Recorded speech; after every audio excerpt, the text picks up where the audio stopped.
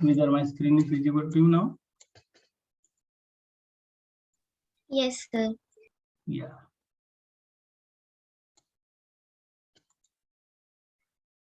So very good evening to all of you. This is me, Professor Punesh Kumar Temre, and I welcome you all in this session where we will be preparing for the database management system subject regarding the GATE examination. And particularly in today's session, we will start with the preparation of the topic which is called as a normalization. But prior to that, if you are preparing for a GATE examination and you are particularly focusing upon the subject database management system, then what will be the contents which you have to prepare? Because on the analysis of past GATE examinations question papers, generally वो topic जिस पे DBMS पे सवाल आपको पूछे जाते हैं, those topics are as follows. Very first topic is ER modeling. So here you have to go for the formation of entity relationship diagram, and on the basis of that question may be asked to you. Second one is relational algebra. This is what the very hot topic. Hot topic इसलिए बोल रहा हूँ क्योंकि relational algebra में लगभग हर साल या हर alternate year के बाद रिलेशनल अलजेब्रा पे सवाल आपको आते ही है, and that's why regarding the GATE examination is question relational algebra ऐसा टॉपिक है जिसको हम स्किप नहीं कर सकते. तो this is what the very very important topic. Then next one is SQL. अगर रिलेशनल अलजेब्रा पे सवाल नहीं आया तो एसक्यूएल पे आना तय है, and that's why relational algebra and SQL ये दोनों topic equally important. Then next we have normalization and decomposition.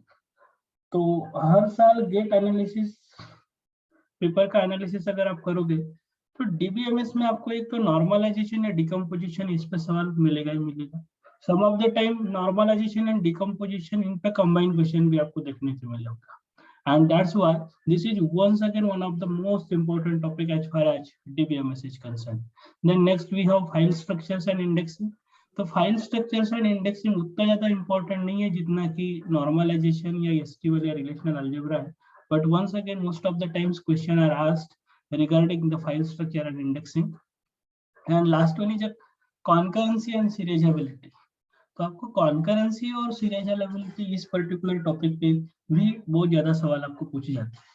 तो अगर हम बात करें कि बहुत ज्यादा इंपॉर्टेंट टॉपिक्स कौन से, वैसे देखा जाए तो सारे के सारे टॉपिक्स इंपॉर्टेंट है, लेकिन फिर भी अगर हम बहुत ज्यादा इंपॉर्टेंट और थोड़े कम important means all are important, लेकिन ये एक अगर हमें क्लासिफाई अगर करना रहा कि ऐसे कौन से टॉपिक्स है जो बहुत ज्यादा इंपॉर्टेंट है regarding the GATE examination is concern for DBMS, तो डीबीएमएस में से बहुत ज्यादा इंपॉर्टेंट टॉपिक जो है वो है एक तो रिलेशनल अलजेब्रा या फिर SQL, then normalization and decomposition and finally concurrency and serializability. ये चार चीजें ऐसी है जिसपे आपको सवाल आना बिल्कुल फिक्स्ड है. तो अगर आप relational algebra, SQL, normalization and decomposition, concurrency and serializability इतने टॉपिक्स बहुत अच्छे तरीके से अगर आप कर लेते हो तो डीबीएमएस का जो वेटेज होता है कि 12 से लेके 14 मार्क का, तो 12 से लेके 14 मार्क के वेटेज में से लगभग मोर देन 10 मार्क्स आप यहाँ पे आसानी से कवर कर सकते हैं, and that's why DBMS is the subject alone जिसमें अगर आप ये चार टॉपिक्स अगर आप प्रिपेयर कर लेते हैं तो ये चार टॉपिक्स प्रिपेयर करने के बाद आप आसानी से 10 या 10 के ऊपर मार्क्स स्कोर कर सकते हैं. Are you getting it? Yes, sir. Okay. Now in today's class मैंने बोला कि जैसे कि हम फोकस कहाँ पे करेंगे, नॉर्मलाइजेशन पे. तो नॉर्मलाइजेशन पे अगर हम फोकस कर रहे हैं तो नॉर्मलाइजेशन पे फोकस करते हो कि ER modelling, relational algebra, SQL, ये चीजें थोड़ी बहुत हमको पता होना बहुत जरूरी है. तो मुझे बताइए क्या इससे पहले आपने डीबीएमएस पढ़ा है? सर कॉलेज में किया था. यस, कॉलेज में पढ़ा है. I am asking to everybody. Yes नैंती? हाँ सर, कॉलेज में किया है डीबीएमएस. कार्तिक? सर याद नहीं. पढ़ा है क्या? मैं याद है या नहीं वो नहीं पूछ रहा हूँ. दिस इज फर्स्ट टाइम और have you studied earlier?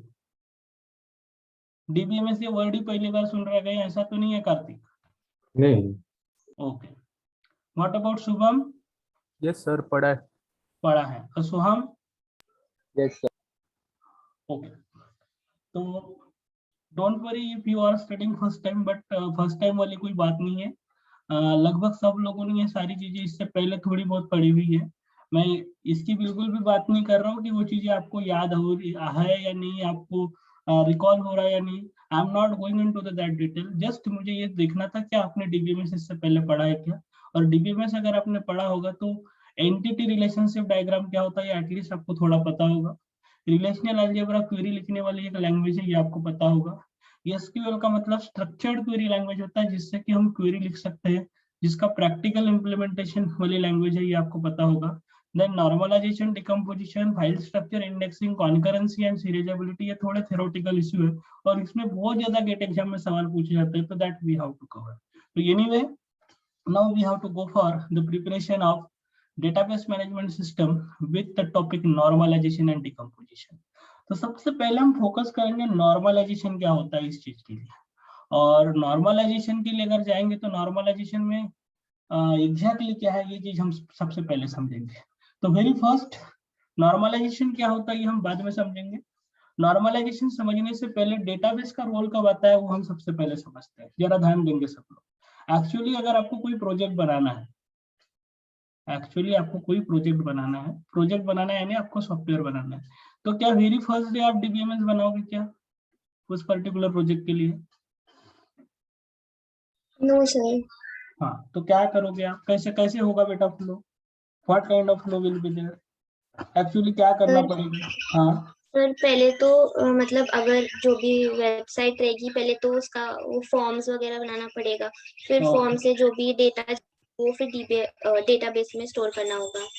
Okay, और बाकी कोई जो आंसर करना हो?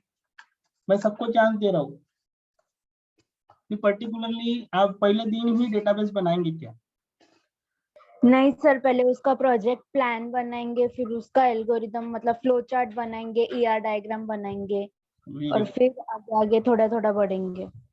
ओके, और कोई जिसको भी जो भी कहना है करो, अनम्यूट करके आंसर करो।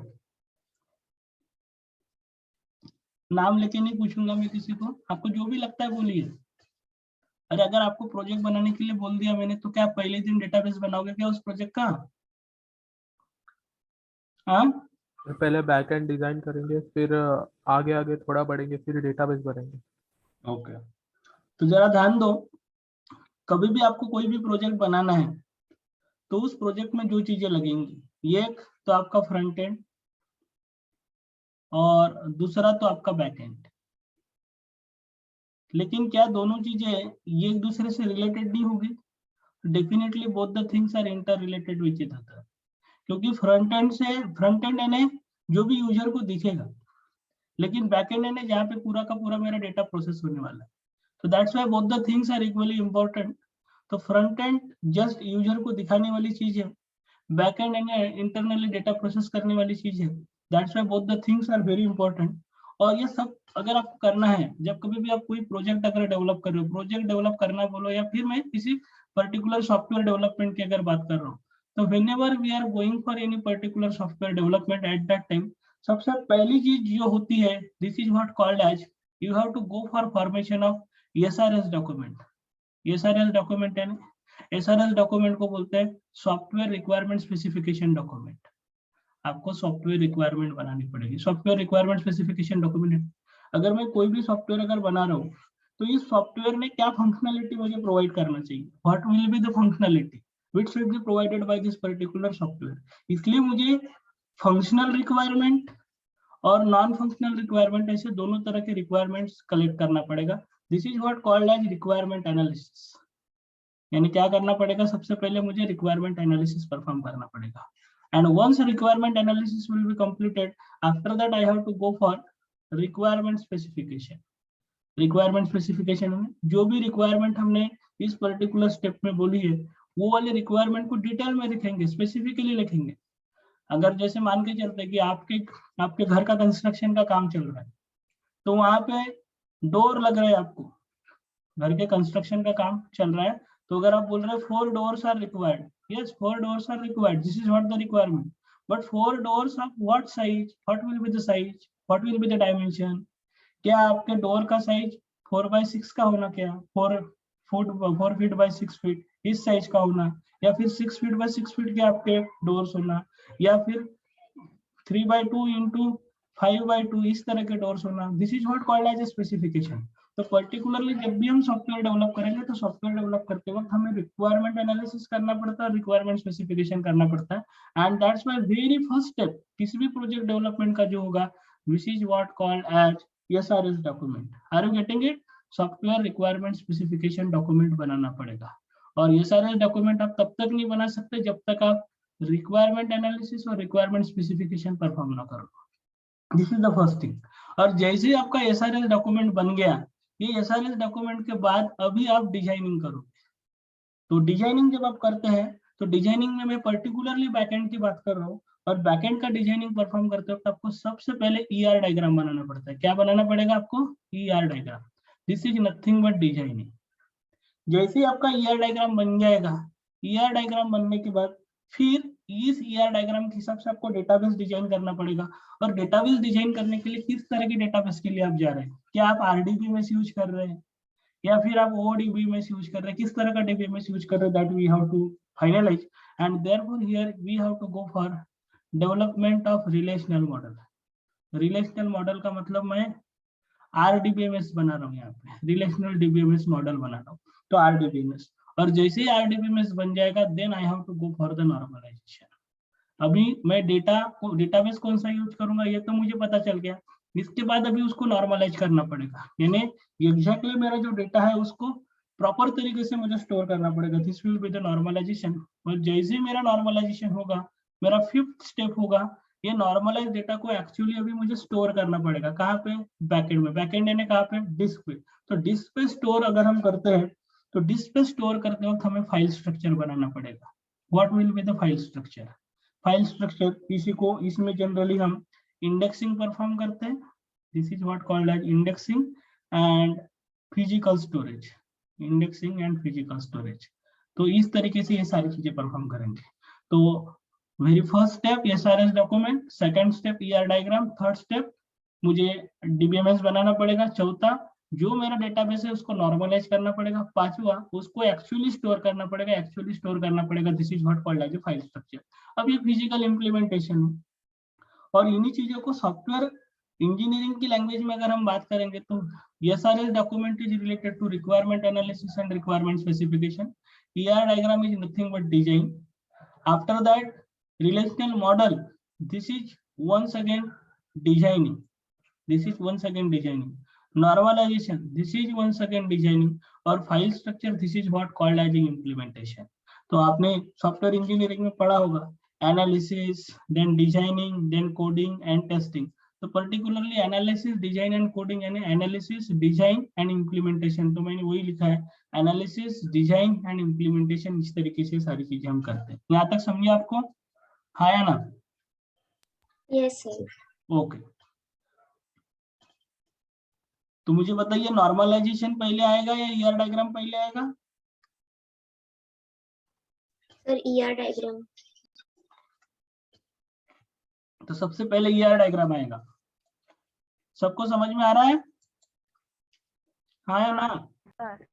ओके। Yes sir. तो सबसे पहले ER डायग्राम आएगा, और ER डायग्राम के बाद में फिर हम डेटाबेस बनाएंगे, और डेटाबेस बनाने के बाद नॉर्मलाइजेशन पे ले जाएंगे। अब ये सारी चीजें होने के बाद अभी यहाँ पे मैं नॉर्मलाइजेशन की जरूरत क्यों है ये सबसे पहले हम समझेंगे। और नॉर्मलाइजेशन की जरूरत क्यों है ये समझने के लिए मैं एक एग्जांपल ले रहा हूँ, और ये एग्जांपल है एक सिक्योरिटी कंपनी का। ये एग्जांपल जो ले रहे हैं, this example is related towards one security company. आप एक सिक्योरिटीज कंपनी के लिए एक सॉफ्टवेयर बना के दे रहे हैं। अभी सिक्योरिटी का काम क्या है? ये सिक्योरिटी का काम है सिक्योरिटी के ऑर्डर लेना। सिक्योरिटी का ऑर्डर, जैसे आप जिस सोसाइटी में रह रहे होंगे वो सोसाइटी में गार्ड होगा, हाँ या ना? अरे हाँ या यस ना? सर। वो सोसाइटी में गार्ड होगा, तो वो गार्ड तो आपके सोसाइटी का है, लेकिन ये हो सकता है कि आपके सोसाइटी ने किसी सिक्योरिटी कंपनी को कॉन्ट्रैक्ट दिया होगा।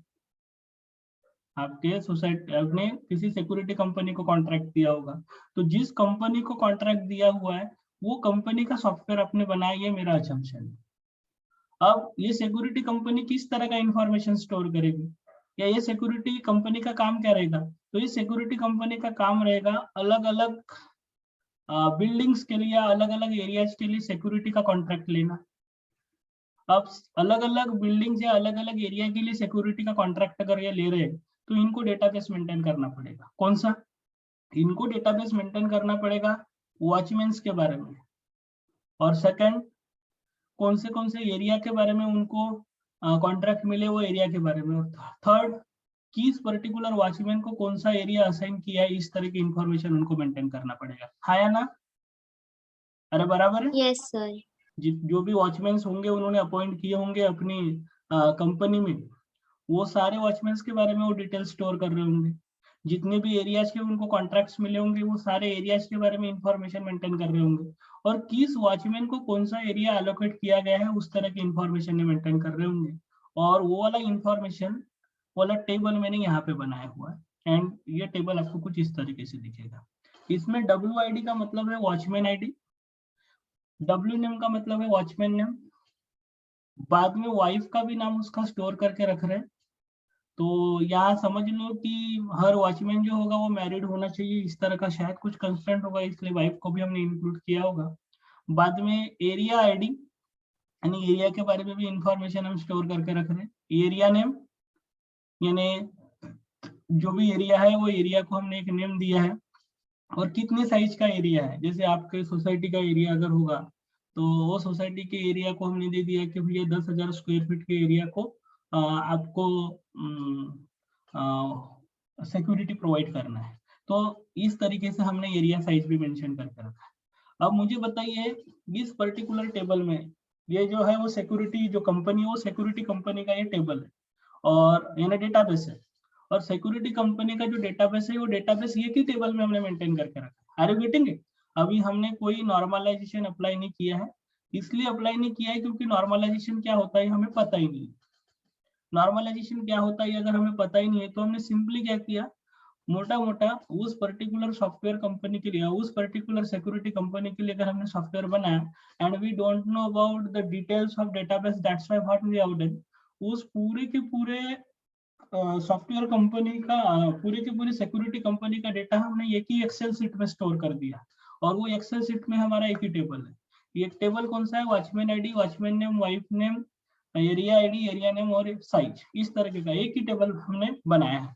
अब एक ही टेबल अगर बनाया होगा तो इसमें अगर आपके कंपनी में कोई वॉचमैन अगर आपने अपॉइंट किया है तो ऐसा कभी हो सकता है कि वो वॉचमैन को आपने आईडी प्रोवाइड ही नहीं किया, या कभी ऐसा हो, या फिर ऐसा कभी हो सकता है कि दो वॉचमैन ऐसे हैं जिनको सेम आईडी आपने असाइन किया, 2 watchman have same ID. No sir. तो यानी एक कंस्ट्रेंट रहेगा इस पर्टिकुलर टेबल में। इस टेबल में एक कंस्ट्रेंट ऐसा रहेगा कि वॉचमैन का आईडी जो है वो कभी नल नहीं रह सकता, एंड दैट्स व्हाई WID हमेशा नॉट नल होना चाहिए। This should be the first constraint. Are you getting it? अरे हाँ ना? Yes sir. वॉचमैन आईडी जो रहेगा वो हमेशा नॉट नल होना चाहिए, यानी वॉचमैन का आईडी कुछ ना कुछ तो होना ही चाहिए। This is the first constraint. Second constraint, किसी एरिया के बारे में आप डेटाबेस अगर मेंटेन कर रहे हो तो आपके डेटाबेस में अगर वो एरिया है तो ऐसा कभी होगा क्या कि वो एरिया की वैल्यू नल है, वो एरिया का आईडी नल है? आपको अगर किसी पर्टिकुलर एरिया का अगर कॉन्ट्रैक्ट मिला हुआ है और आपकी डेटाबेस में वो एरिया का नाम है तो आपको तो आईडी असाइन करना पड़ेगा। इसलिए अगर आप यहाँ पे देखोगे तो वॉचमैन आईडी और एरिया आईडी ये हमेशा कैसा रखना पड़ेगा आपको? नॉट नल रखना पड़ेगा। Are you getting it? Yes और नो? Yes sir. तो this is what the constraint. अब हम क्या कर रहे हैं कि हमारे पास में एक वॉचमैन आ गया, एक वॉचमैन आया। अब क्या रखेंगे ये वॉचमैन का नाम? मैं रखूं या आप रखते? अरे बोलिए ना। सर आप कुछ भी रख दो। मैं ही रख देता हूँ। ओके, फिर मैं नाम रखूंगा तो आप हंसना मत। हाँ, मैं नाम तो रख देता हूँ लेकिन आप लोग हंसिएगा मत। तो अभी मैं ये वॉचमैन को कुछ भी नाम दे देता हूँ। अब वॉचमैन को नाम दिया मैंने राजू। वॉचमैन का नाम है राजू और उसके वाइफ का नाम है रानी और इसका आईडी है सपोज 001। तो इस तरीके से मैंने इसका अपॉइंटमेंट किया करके मैंने डेटा यहाँ पे स्टोर कर दिया, लेकिन अभी उसको कोई मैंने एरिया अलोकेट ही नहीं किया है। तो इसको अगर कोई एरिया अलोकेट नहीं किया तो ये आगे वाली आईडी नल रहेगी या नहीं रहेगी? Yes sir. आगे वाली आईडी नल रहेगी। तो here it should be null, it should be null and it should be null, क्योंकि इसका सिर्फ अपॉइंटमेंट किया है। ऐसा होता है ना कभी कभी कंपनी में कि बहुत बार हम किसी गार्ड को अपॉइंट तो करते हैं लेकिन अभी उसको कोई एरिया हमने एलोकेट ही नहीं किया। ऐसा हो सकता है ना, ज्यादा दिन के लिए नहीं लेकिन एटलीस्ट एक दिन के लिए तो हो सकता है ना, हाँ या ना? Yes sir. अपॉइंटमेंट होते बराबर से उसको एरिया थोड़ी ना हम एलोकेट करेंगे। तो अभी आप यहाँ देखिए कि अगर मैं कोई डेटा अगर इंसर्ट करना चाहता हूँ ऐसे वॉचमैन के बारे में जिसको मैंने एरिया एलोकेट अगर नहीं किया है, तो अगर मुझे एंट्री अगर परफॉर्म करना है तो ये पूरा टपल मुझे एंटर करना पड़ेगा, पूरा टपल। अब पूरा टपल अगर मैं एंटर कर रहा हूँ तो मेरे पास वॉचमैन आईडी है, वॉचमैन का नाम है और वॉचमैन के वाइफ का नाम है, इसलिए मैंने वो एंटर कर दिया। लेकिन उसको कौन सा एरिया एलोकेट किया है, वो एरिया का नाम क्या है, कितना साइज है, ये वैल्यूज मेरे पास नहीं है, तो मुझे नल रखना पड़ेगा। तो इस तरह का डेटा अगर मैंने एंटर किया तो ये डेटा सही है या गलत है? लॉजिकली देखा जाए तो ये डेटा सही है, लेकिन डेटाबेस के जो कंस्ट्रेंट थे, कौन से कंस्ट्रेंट्स? डेटाबेस का पहला कंस्ट्रेंट था कि watchman ID should be not null and area ID should be not null. तो यहाँ पे वॉचमैन आईडी आपने नॉट नल तो रख दिया लेकिन एरिया आईडी तो नल है, तो you are violating this constraint. Yes और नो? Yes sir. तो this is what called as insertion anomaly. इसको क्या कहते हैं हम? Insertion anomaly.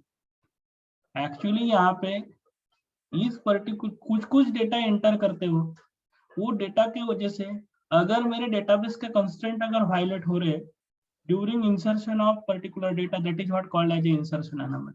तो यहाँ पे मैं एक चीज हो सकती है कि मैंने ये डेटा एंटर ही नहीं करना चाहिए था, या फिर सेकंड ये चीज हो सकती है कि मैंने इस पर्टिकुलर डेटा को एंटर अगर कर रहा हूँ तो यहाँ पे एरिया का आईडी कुछ ना कुछ तो भी रखना चाहिए। लेकिन कैसे रख सकते हैं हम? अगर उस पर्टिकुलर वॉचमैन को कोई एरिया हमने एलोकेट ही नहीं किया तो वॉचमैन का एरिया का आईडी कैसे क्या लिख सकते हैं? क्या डेटाबेस का कंस्ट्रेंट अगर ऐसा है नॉट नल, इसलिए कुछ भी लिख देंगे कि हम? No. Are you getting it? तो this is insertion Yes, sir. Anomaly, this is insertion anomaly. तो इंसर्शन एनोमली अगर आपको हटाना है तो आपको क्या करना पड़ेगा? इंसर्शन एनोमली अगर हटाना है तो एरिया आईडी नॉट नल होना चाहिए, डेटाबेस का करेक्ट कंस्ट्रेंट है। वॉचमैन आईडी भी नॉट नल होना चाहिए, ये भी डेटाबेस का करेक्ट कंस्ट्रेंट है। और बहुत सारे वॉचमैन ऐसे रहेंगे जिनको आईडी रहेगा लेकिन उसको एलोकेटेड एरिया अगर नहीं रहेगा तो एरिया, ऐसे सिचुएशन में ये वाली एंट्री अपने एरिया की कुछ भी एंट्री करना वो भी गलत है। यानी गलती क्या है आपकी? गलती ये है कि ये पर्टिकुलर टेबल में जब आप वॉचमैन आईडी इंटर कर रहे हो at the same time area ID रखना आपका गलत था। यानी आपका डेटा जो है ये डेटा नॉर्मलाइज नहीं है। तो whenever during insertion of any particular data, whenever during insertion of any particular data, if I am getting the insertion anomaly, then this is due to unnormalized data. This is due to the unnormalized data. तो particularly इस particular इसमें मैंने बताया कि आपके पास दो constraint है, watchman ID not null होना चाहिए और एरिया आईडी नॉट नल होना चाहिए। और नॉर्मलाइजेशन की बेसिक रिक्वायरमेंट यही होती है कि to make our database free from insertion anomaly, deletion anomaly and updation anomaly.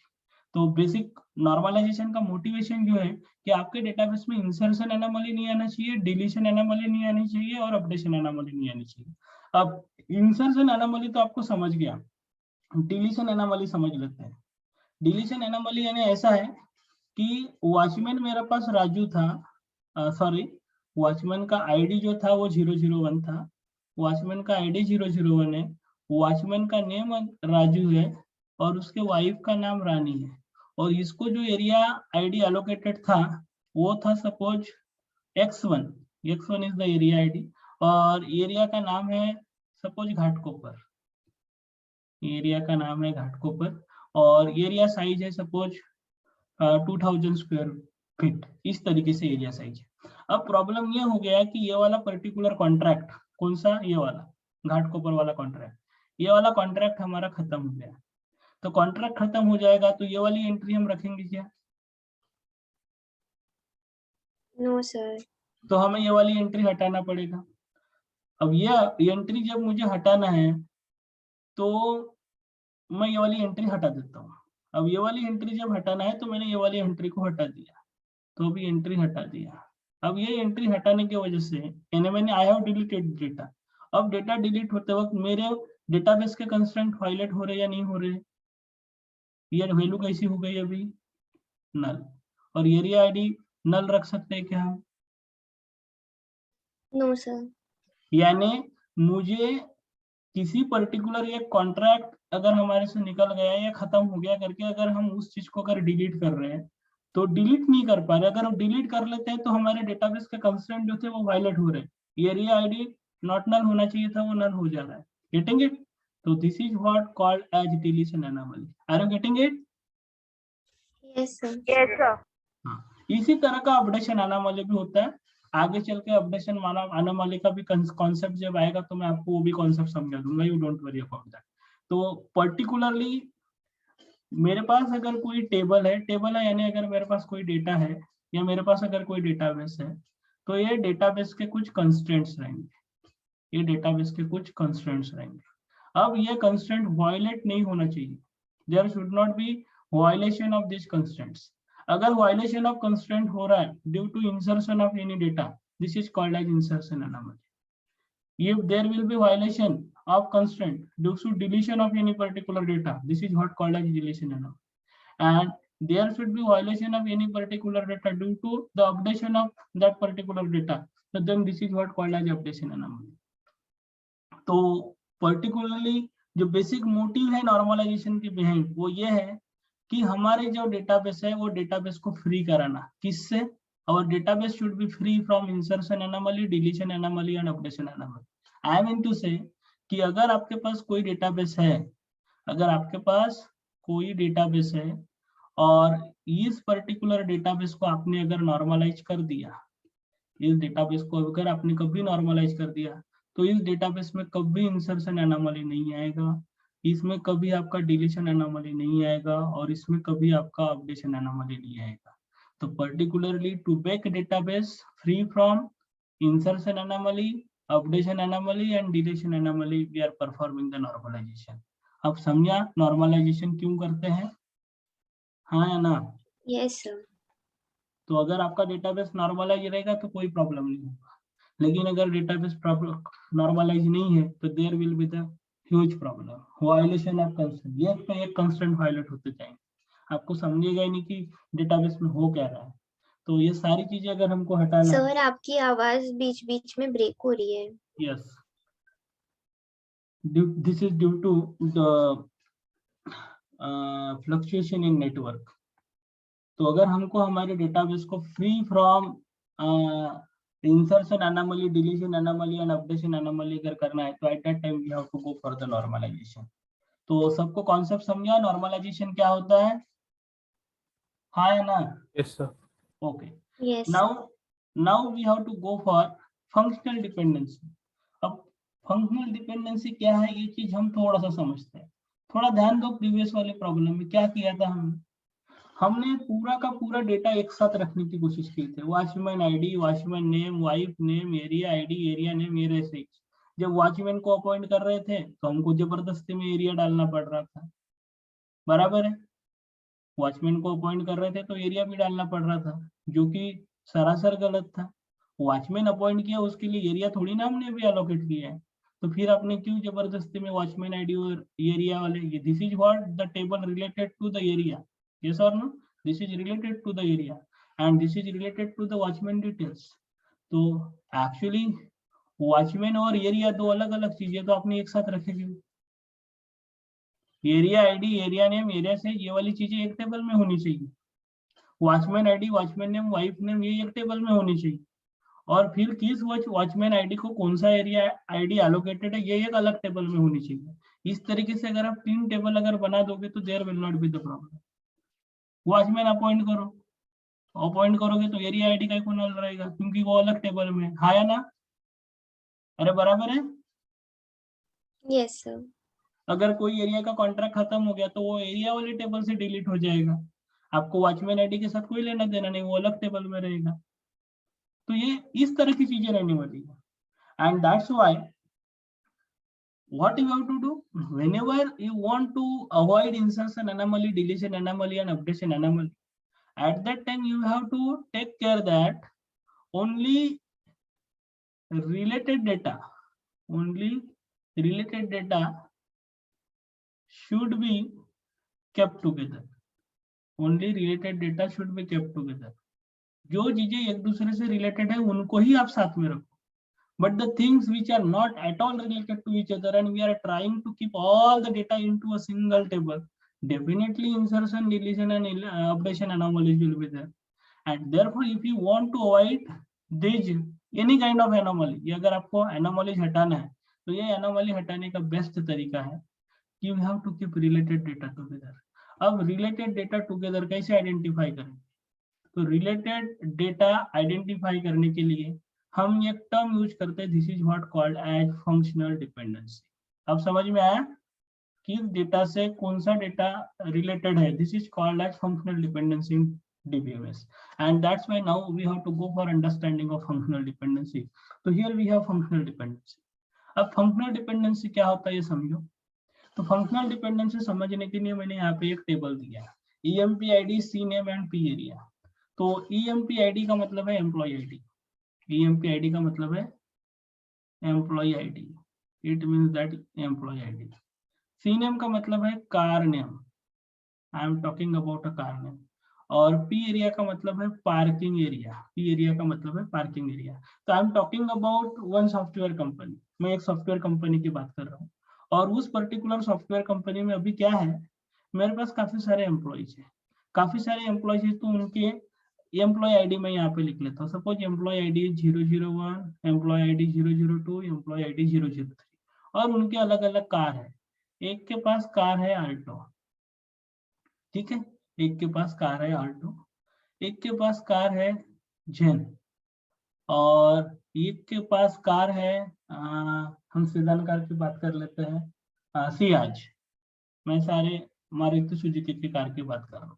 तो अभी यहाँ पे क्या हो रहा है कि इस पर्टिकुलर इसमें आपकी कार कैसी है depending upon that parking area है। तो here I am having 3 kinds of parking area, parking area A, parking area B, parking area C। Parking area A is for small cars just like Alto, parking area B is for XUV type of car, ठीक है, जैसे eco sport की बात हम कर सकते हैं XUV के लिए। And parking area C is for sedan cars, जो लंबी गाड़ियां होती है जैसे सियाज टाइप की गाड़ियां, गेटिंग इट? तो दिस इज फॉर सेडान। ऐसे 3 टाइप के अलग अलग मेरे कार है, वो कार के लिए पार्किंग एरिया होगा। तो जैसे ये सेडान के लिए, तो मुझे बताइए अगर यहाँ पे कार नेम आल्टो होगा तो पार्किंग एरिया क्या होना चाहिए? A होना चाहिए, Small. B A. ये parking area should be A। Suppose Jain है तो पार्किंग एरिया क्या होना चाहिए? जैन स्टीलो सुना होगा आपने, नहीं सुना होगा जैन स्टीलो, तो मैं क्विड की बात कर लेता हूँ। I am talking about a Kwid car. अरे क्विड तो सुना होगा, रेनॉल्ट हाँ कंपनी, सर। छोटा ही गाड़ी है वो, तो उसके लिए भी पार्किंग Yes, एरिया sir. क्या रहेगा ये। लेकिन जैसे सियाज आ जाएगा, सेडान गाड़ी है, पार्किंग एरिया क्या रहेगा? C. सपोज अगर चौथा एम्प्लॉय है मेरे पास 4, उसके पास स्कोडा की रैपिड है, पार्किंग एरिया क्या रहेगा? स्कोडा का रैपिड का। बेटा आप लोग सुन रहे हैं या नहीं? You are not giving me responses. Shubham, C रहेगा सर। हाँ थोड़ा बोलते जाइए ना। तो here it should be C, here it should be C, here it should be C. Are you getting it? Yes sir. तो यहाँ पे ये मैं बोल सकता हूँ कि car name determines parking area, हाँ है ना, car name determines parking area, yes sir. बराबर है। अब मुझे बताइए, मेरे पास और एक एम्प्लॉय है 5, इसके बाद फिर से अल्टो होगी तो क्या आना चाहिए बेटा पार्किंग एरिया? A. और एम्प्लॉय अगर 006 है, इसके पास अगर CH गाड़ी होगी तो पार्किंग एरिया क्या होना चाहिए? सी। ठीक है, अब जरा ध्यान दो, यहीं से आपको समझ में आएगा कि फंक्शनल डिपेंडेंसी क्या होता है। तो फंक्शनल डिपेंडेंसी क्या होता है, यही चीज हम समझते हैं। तो सब लोग थोड़ा ध्यान देंगे, फंक्शनल डिपेंडेंसी का मतलब क्या होता है, what do you mean by functional dependency. तो यहाँ पे मैंने बोला है car name, this is C name determines parking area, ये फंक्शनल डिपेंडेंसी। अभी इसको ऐसे रीड कर सकते हैं, car name determines parking area, या फिर इसको बोल सकते हैं parking area functionally dependent on car name. समझ में आया? Car name determines parking area या फिर parking area functionally depends on car name. अब ये चीज अगर आपको देखना है तो C name determines parking area, ये हम कब बोलेंगे? C name determines parking area ये हम कब बोलेंगे? तो थोड़ा ध्यान दो, एक्चुअली आपको गेट एग्जाम में सवाल पूछा जा सकता है, एक टेबल दिया हुआ रहेगा और बोला जाएगा कि वहाँ फंक्शनल डिपेंडेंसी है या नहीं। तो जरा ध्यान दो, मुझे चेक करना है C name determines parking area, ये वाली चीज चेक करना है। तो अभी आप क्या करेंगे, इसको चेक करने के लिए सबसे पहला एट्रीब्यूट क्या है, कार नेम। तो देखिए कार नेम में कार नेम की वैल्यू कहीं रिपीट हो रही है क्या? कार नेम में कार नेम की वैल्यू कहीं रिपीट हो रही है क्या? एक बार अगर अल्टो आया है तो फिर से अल्टो आ रहा है क्या बेटा आपके पास उसी कॉलम में? Yes sir. ये आ रहा है, हाँ है ना? Yes sir. एक बार अगर अल्टो आया तो दूसरी बार अल्टो आ रहा है, यस। तो अगर एक बार अल्टो के लिए यहाँ पे ये आया है पार्किंग एरिया के लिए, तो नेक्स्ट टाइम जब जब अल्टो आएगा तो हर बार आपका क्या आना चाहिए, ये एक बार अगर फर्स्ट टाइम अगर अल्टो आ रहा है तो उसके लिए पार्किंग एरिया की वैल्यू अगर ये है, तो जब जब अल्टो आएगा तब तब पार्किंग एरिया की वैल्यू अगर ये है, तो then I can say that car name determines parking area. तो इसी को टेक्निकली हम क्या कर सकते हैं, ये जो है this is what called as tuple 1, this is what called as tuple 2।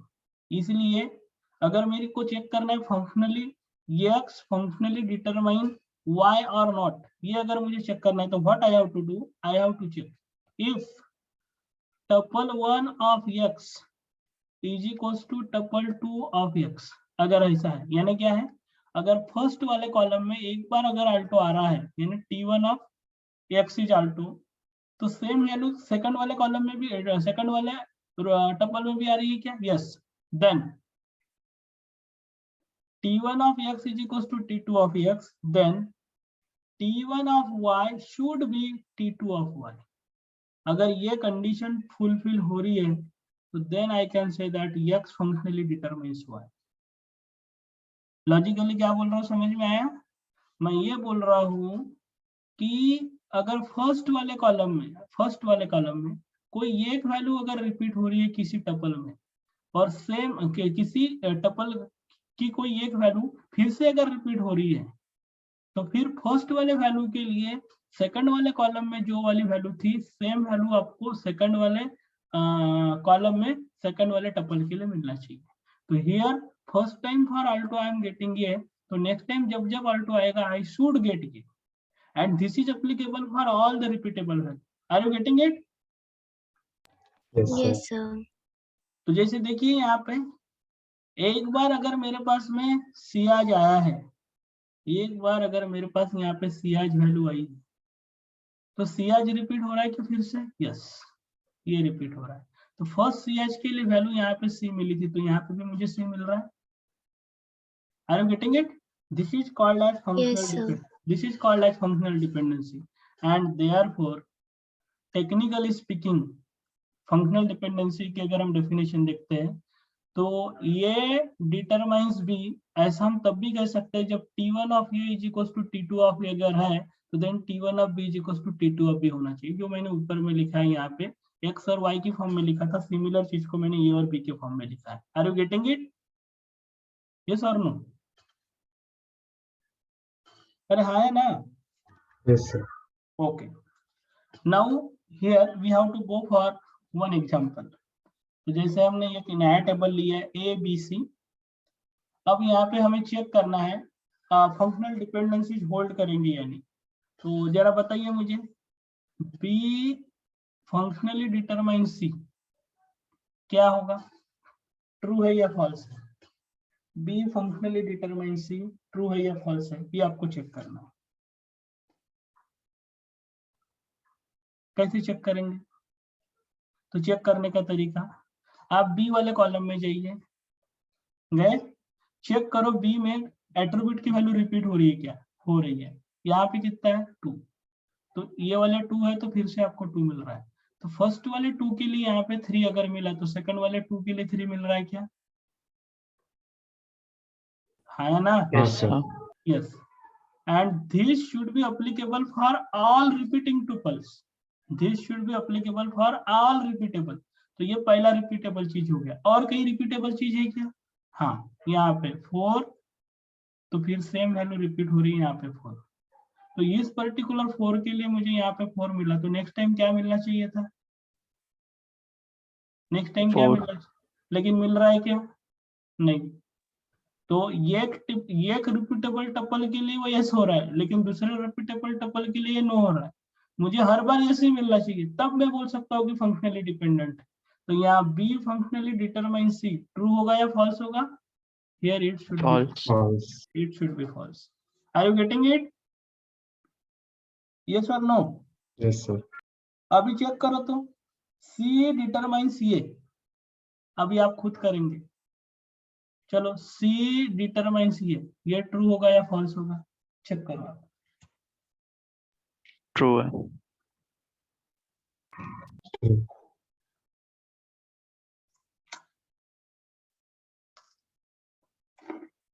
क्या है बेटा? True. तो अभी आप यहाँ देख सकते हैं, सी की वैल्यू एक बार 3 आई, तो इस 3 के लिए मुझे ये में 1 मिला। नेक्स्ट टाइम फिर से रिपीट हुई तो फिर से मुझे ये मिला, तो इस रिपीटेबल टपल के लिए मुझे यस मिला। यहाँ पे रिपीट हो रहा है 4, उसके लिए फर्स्ट टाइम मुझे 2 मिला। नेक्स्ट टाइम फिर से रिपीट हुआ, then also I am getting 2, इसके लिए भी यस मिला। 7 वाली वैल्यू रिपीट ही नहीं हो रही तो चेक ही नहीं कर सकते। Every time I am getting yes, and therefore C functionally determines here this particular functional dependency will be true. I think अभी आपको समझ में आया होगा। We have to go for one more. Now check for it. A B determines C. अभी आपको A और B का पूरा कॉम्बिनेशन लेना पड़ेगा।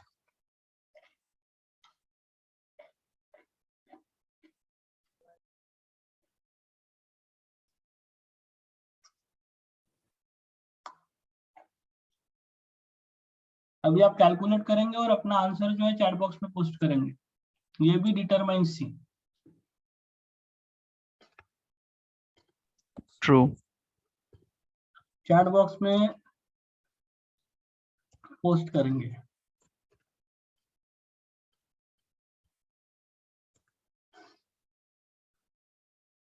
ताकि मुझे पता चलेगा कौन कौन वर्क कर रहा है। मानती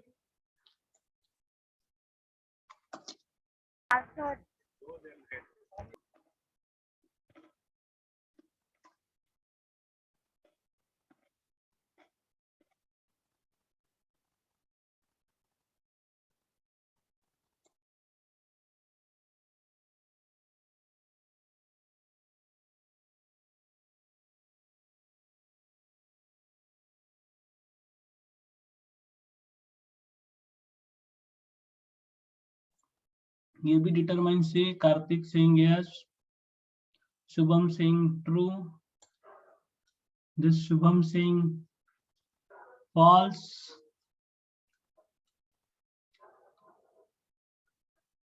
देखो, अब आपको चेक करना, ये भी डिटरमाइन सी। तो सबसे पहले चेक करो ये बी का कॉम्बिनेशन कहीं रिपीट हो रहा है क्या? तो ये बी का कॉम्बिनेशन कहीं रिपीट हो रहा है क्या? तो व्हाट इज द कॉम्बिनेशन? 1 2। तो 1 2 ये कॉम्बिनेशन आपको फिर से रिपीट मिल रहा है क्या? Yes, this is repeatable. So what is the value I am getting for first AB of C? 3. Next time I am getting C, D is equals to 3, 1. So yes, this is for the first repeatable combination. Second time 2 3 का ही repeat हो रहा है क्या? No. 2 4 का ही repeat हो रहा है क्या? नहीं. 3 4 का ही repeat हो रहा है क्या? No. So only repeatable combination was only one, and for that I am getting yes. And 100% repeatable combination के लिए अगर मुझे yes मिल रहा है, तो then I can say that it is true. You got it? Yes, हाँ sir. ना? Yes, sir. तो अगर आपको कोई टेबल दिया हुआ रहेगा और उसमें बोला जाए कि फंक्शनल डिपेंडेंसी फाइंड आउट करो, तो फंक्शनल डिपेंडेंसी फाइंड आउट करते आएगा. हाँ सर. Yes, तो sir. फंक्शनल ये डिटरमाइन बी, ये फंक्शनल डिपेंडेंसी ऐसा हम कब कह सकते हैं? तो हमें पहले चेक करना पड़ेगा if tuple 1 of A, if tuple 1 of A is equals to tuple 2 of A, then tuple 1 of B should be equals to tuple 2 of B. Are you getting it? यही चीज मैंने लिखी है यहाँ. This is what the functional dependency. Now we have to understand some of the axioms, इनको बोलते हैं blind rule. तो जब तक ये ब्लाइंड रूल हमें पता नहीं होंगे, तब तक आगे हम नॉर्मलाइजेशन सॉल्व नहीं कर सकते. इसलिए नॉर्मलाइजेशन का गेट एग्जाम का प्रॉब्लम अगर आपको सॉल्व करना है, तो आज की क्लास बहुत ज्यादा इंपॉर्टेंट है, वेरी वेरी इंपॉर्टेंट. आज की क्लास अगर आपको समझेगी तो फिर कल समझ में आएगा, तो फिर परसों समझ में आएगा. तब मैं परसों आपको गेट के प्रॉब्लम सॉल्व कराऊंगा. गेट के नॉर्मलाइजेशन के प्रॉब्लम को सॉल्व करने के लिए आज और कल की क्लास के कॉन्सेप्ट समझने बहुत जरूरी है. And that's why my humble request, directly मैं नॉर्मलाइजेशन को टारगेट किया हूँ. डायरेक्टली मैंने आपका ईआर डायग्राम अभी नहीं पढ़ाया, मैंने आपका एसक्यूएल नहीं पढ़ाया, मैंने आपका रिलेशनल अलजेब्रा नहीं पढ़ाया. डायरेक्टली चौथे टॉपिक यानी नॉर्मलाइजेशन के लिए हम गए. डायरेक्टली नॉर्मलाइजेशन के लिए गए हैं, इसका मतलब यह है कि कटप्पा ने बाहुबली को क्यों मारा, डायरेक्टली यहाँ तक के चले गए. ये सर नो, डायरेक्ट स्टार्ट किया हमने normalization. And then we have to come back to this. तो बेसिकली डीबीएमएस पढ़ते वक्त हमारा फ्लो ऐसा ही रहेगा. पहले हम नॉर्मलाइजेशन देखेंगे, फिर डिकम्पोजिशन देखेंगे, देन हम कॉन्करेंसी देखेंगे, देन हम सीरियलाइजेबिलिटी देखेंगे, finally we have to come back to here. इस तरीके से हम डीबीएमएस पढ़ने वाले हैं. एंड दैट्स व्हाई आज की क्लास के सारे कॉन्सेप्ट थोड़े समझना बहुत ज्यादा जरूरी है. तो my humble request to everybody, ये चीजें थोड़ी थ्योरेटिकल है, लेकिन जब तक आपको ये चीजें समझेगी नहीं, आप आगे नॉर्मलाइजेशन का क्वेश्चन सॉल्व नहीं कर सकते गेट एग्जाम का. And if you want to kill it, तो ये वाली चीजें आपको समझना पड़ेगा. मुझे ये बताइए, आपको फंक्शनल डिपेंडेंसी समझा?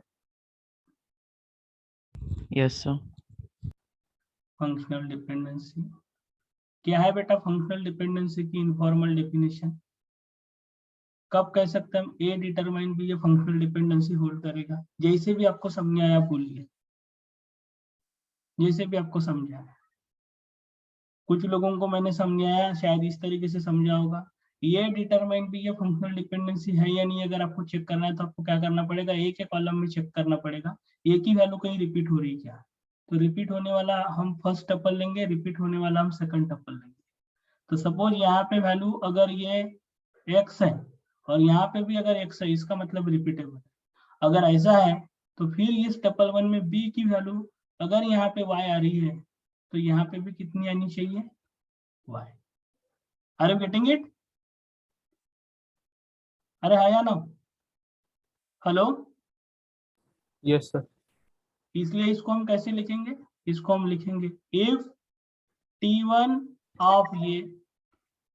Of A is equals to t2 of A, then t1 of b should be equals to t2 of b. आपको दे सकते हैं गेट एग्जाम में ये फंक्शनल डिपेंडेंसी का डेफिनेशन. एक आध स्टेटमेंट गायब कर सकते हो, फिर पूछ सकते हैं कि फंक्शनल डिपेंडेंसी यानी यहाँ पे स्टेटमेंट में क्या होना चाहिए, तो आपको फाइंड आउट करते आ जाएगा. हाँ ना? Yes sir. Okay, so this is about the Armstrong. This is about the definition of functional dependency. Now we have to go to Armstrong axioms. इनको blind rules भी बोलते हैं. तो ऐसे total 5 rules हैं Armstrong axioms में. तो we have to understand all these axioms one by one. तो Armstrong axioms, these are called as blind rules, and there are total 5 rules. First rule is called as reflexive property.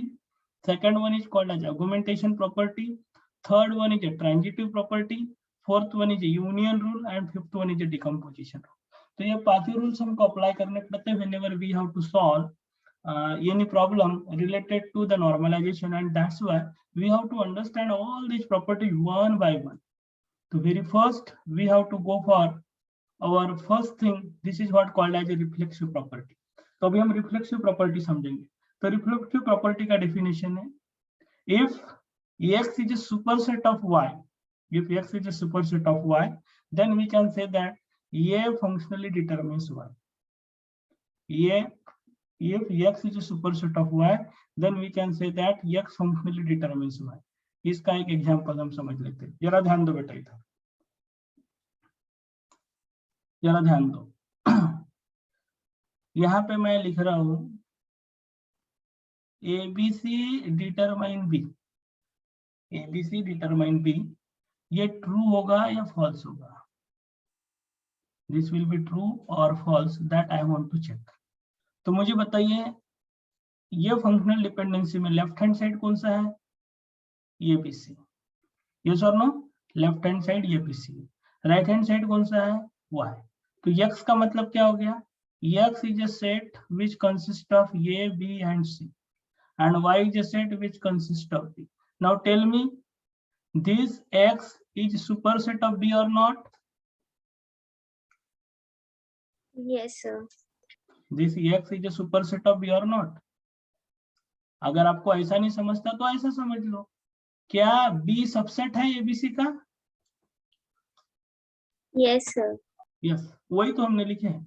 अगर B के term में बात करोगे तो B को आपको subset बनाना पड़ेगा, और ABC के फॉर्म में बात करेंगे तो ABC को हमको सुपरसेट बनाना पड़ेगा. तो whether ABC is a superset of B? Yes. तो यहाँ पे हमने वही लिखा है.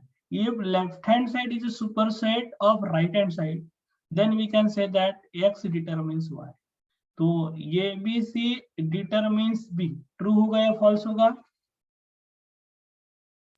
True. It should be true. Next, ABC determines C, true होगा या फॉल्स होगा? True. लेकिन अगर मैं कहता हूँ ABC determines CD, ट्रू होगा या फॉल्स होगा? False. तो बाकी अगर आपके डेटाबेस के बाकी कंस्ट्रेंट के हिसाब से होता होगा, that will be the different issue, but by using reflexive property this is false. Yes और no? If we are applying the reflexive property, by that it is false. तो सबको समझा रिफ्लेक्सिव प्रॉपर्टी क्या होगा? हाँ या ना? Yes sir. तो अगर मेरे लेफ्ट हैंड साइड में है ABCD, तो ABCD क्या क्या डिटरमाइन कर सकते हैं बेटा? ABCD क्या क्या डिटरमाइन कर सकता है? ABCD can determine A, ABCD can determine B, ABCD can determine C, can determine D. Also, combination of AB, combination of BC, combination of CD, combination of AD, जितने भी चल सकते हैं. कहाँ कब तक? कॉम्बिनेशन ऑफ ABCD तक. यानी एक के सारे कॉम्बिनेशन, दो के सारे कॉम्बिनेशन, तीन के सारे कॉम्बिनेशन जितने भी होंगे, यानी ये पर्टिकुलर सेट जिस जिस चीज का सुपरसेट हो सकता है वो सारी चीजें आप डिटरमिन कर सकते हो. This is what the concept of reflexive property. Got it? Yes और no? Yes, sir. Then I am having next property which is called as augmentation property. अब augmentation property क्या बोलता है? ध्यान दो. Definition is, if W determines Z and X determines Y, then WX determines YZ. If W determines Z, X determines Y, then WX determines YZ. इसी को एक example के थ्रू मैं समझाता हूँ, जरा ध्यान दो. One example we have to understand, और उस एग्जांपल के थ्रू जरा देखिए, यहाँ पे W है, Z है, X है, Y है. मैं यहाँ पे दो टपल बनाता हूँ, tuple T1 and tuple T2, दो टपल बनाए. पहला डिपेंडेंसी है W डिटरमाइन Z. तो सपोज अगर मैंने यहाँ पे ये लिखा और यहाँ पे ये लिखा, और यहाँ पे Z की वैल्यू अगर Y लिखी है, तो यहाँ पे क्या आएगी बेटा? Y नहीं लिखते हैं हम, ABCD के फॉर्म में लिखते हैं. तो suppose if here I am writing B, suppose if here I am writing B, तो व्हाट शुड बी हियर? यहाँ पे क्या होना चाहिए? W डिटरमाइन Z बोला है ना, W डिटरमाइन Z है, इसका मतलब क्या है? ये वाली चीज ट्रू है, W डिटरमाइन Z है, इसका मतलब फर्स्ट ए के लिए वैल्यू अगर बी आ रही है तो सेकंड वाली ए के लिए वैल्यू क्या आना चाहिए? बी आना चाहिए। Getting it? अभी वैसे x डिटरमाइंस y है, तो सपोज यहाँ पे c है और यहाँ पे d है, यहाँ पे c है, तो यहाँ पे क्या होना चाहिए? क्या होगा? आपका माइक बराबर है, ये तो here it should B D. अब हम बोल रहे हैं इस पर्टिकुलर टेबल से भी मुझे बताइए wx डिटरमाइन yz होगा या नहीं? wx यानी wx का कॉम्बिनेशन yz के कॉम्बिनेशन को डिटरमाइन कर रही है, तो wx का फर्स्ट कॉम्बिनेशन क्या है? ac। फर्स्ट कॉम्बिनेशन ac है। क्या डिटरमाइन कर रहा है? zy के कॉम्बिनेशन को, bd। फिर से ac कॉम्बिनेशन आ रहा है क्या? हाँ। तो नेक्स्ट टाइम आपको b और d मिल रहा है क्या? हाँ। Are you getting it? अरे आया ना? Yes yes sir.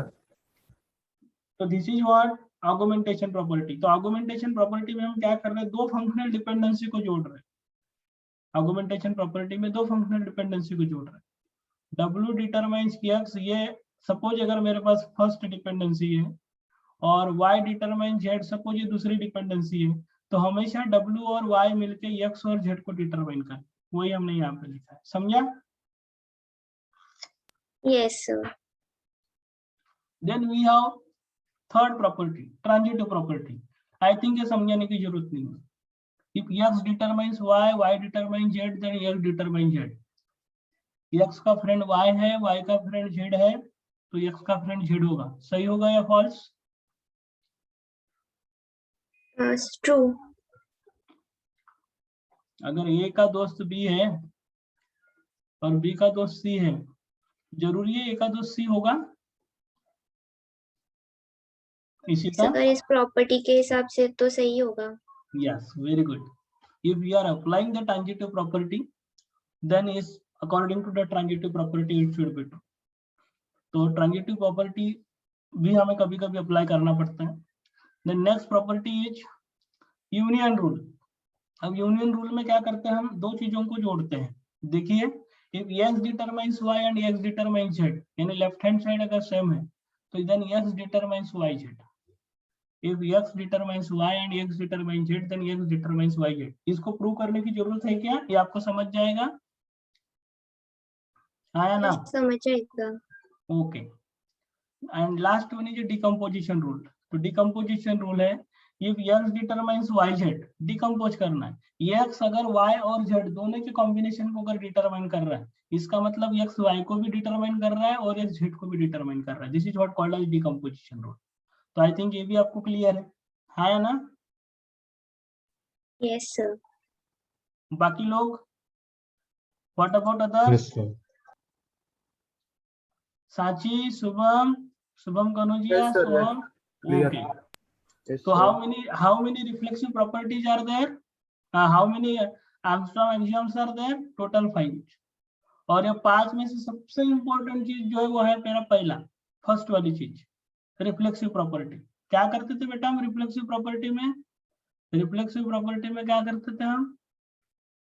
Reflexive property में बोलते थे if x is a superset of y, then x determines y। ये वाली चीज ध्यान में रखिएगा। Getting it?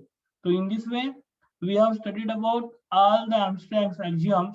टोटल हमारे 5 Armstrong's axioms थे, जिसमें reflexive property, argumentation property, transitive property, union rule and decomposition rule, ये सारी चीजें हमने स्टडी कर दी है। यहाँ तक आई थिंक आपको क्लियर होगा। And now we have to go for next thing which is called as attribute closure। अभी हमें attribute closure बनाते आना चाहिए। तो attribute closure कैसे बनाते हैं, that we have to discuss। तो क्लोजर का मतलब होता है means of all rules implied bye given functional dependencies, यानी किसी चीज से जो जो डिराइव कर सकते हैं वो सब कुछ, अपनी पूरी ताकत लगा के जो कर सकते हैं वो सब कुछ। This is what called as a closure.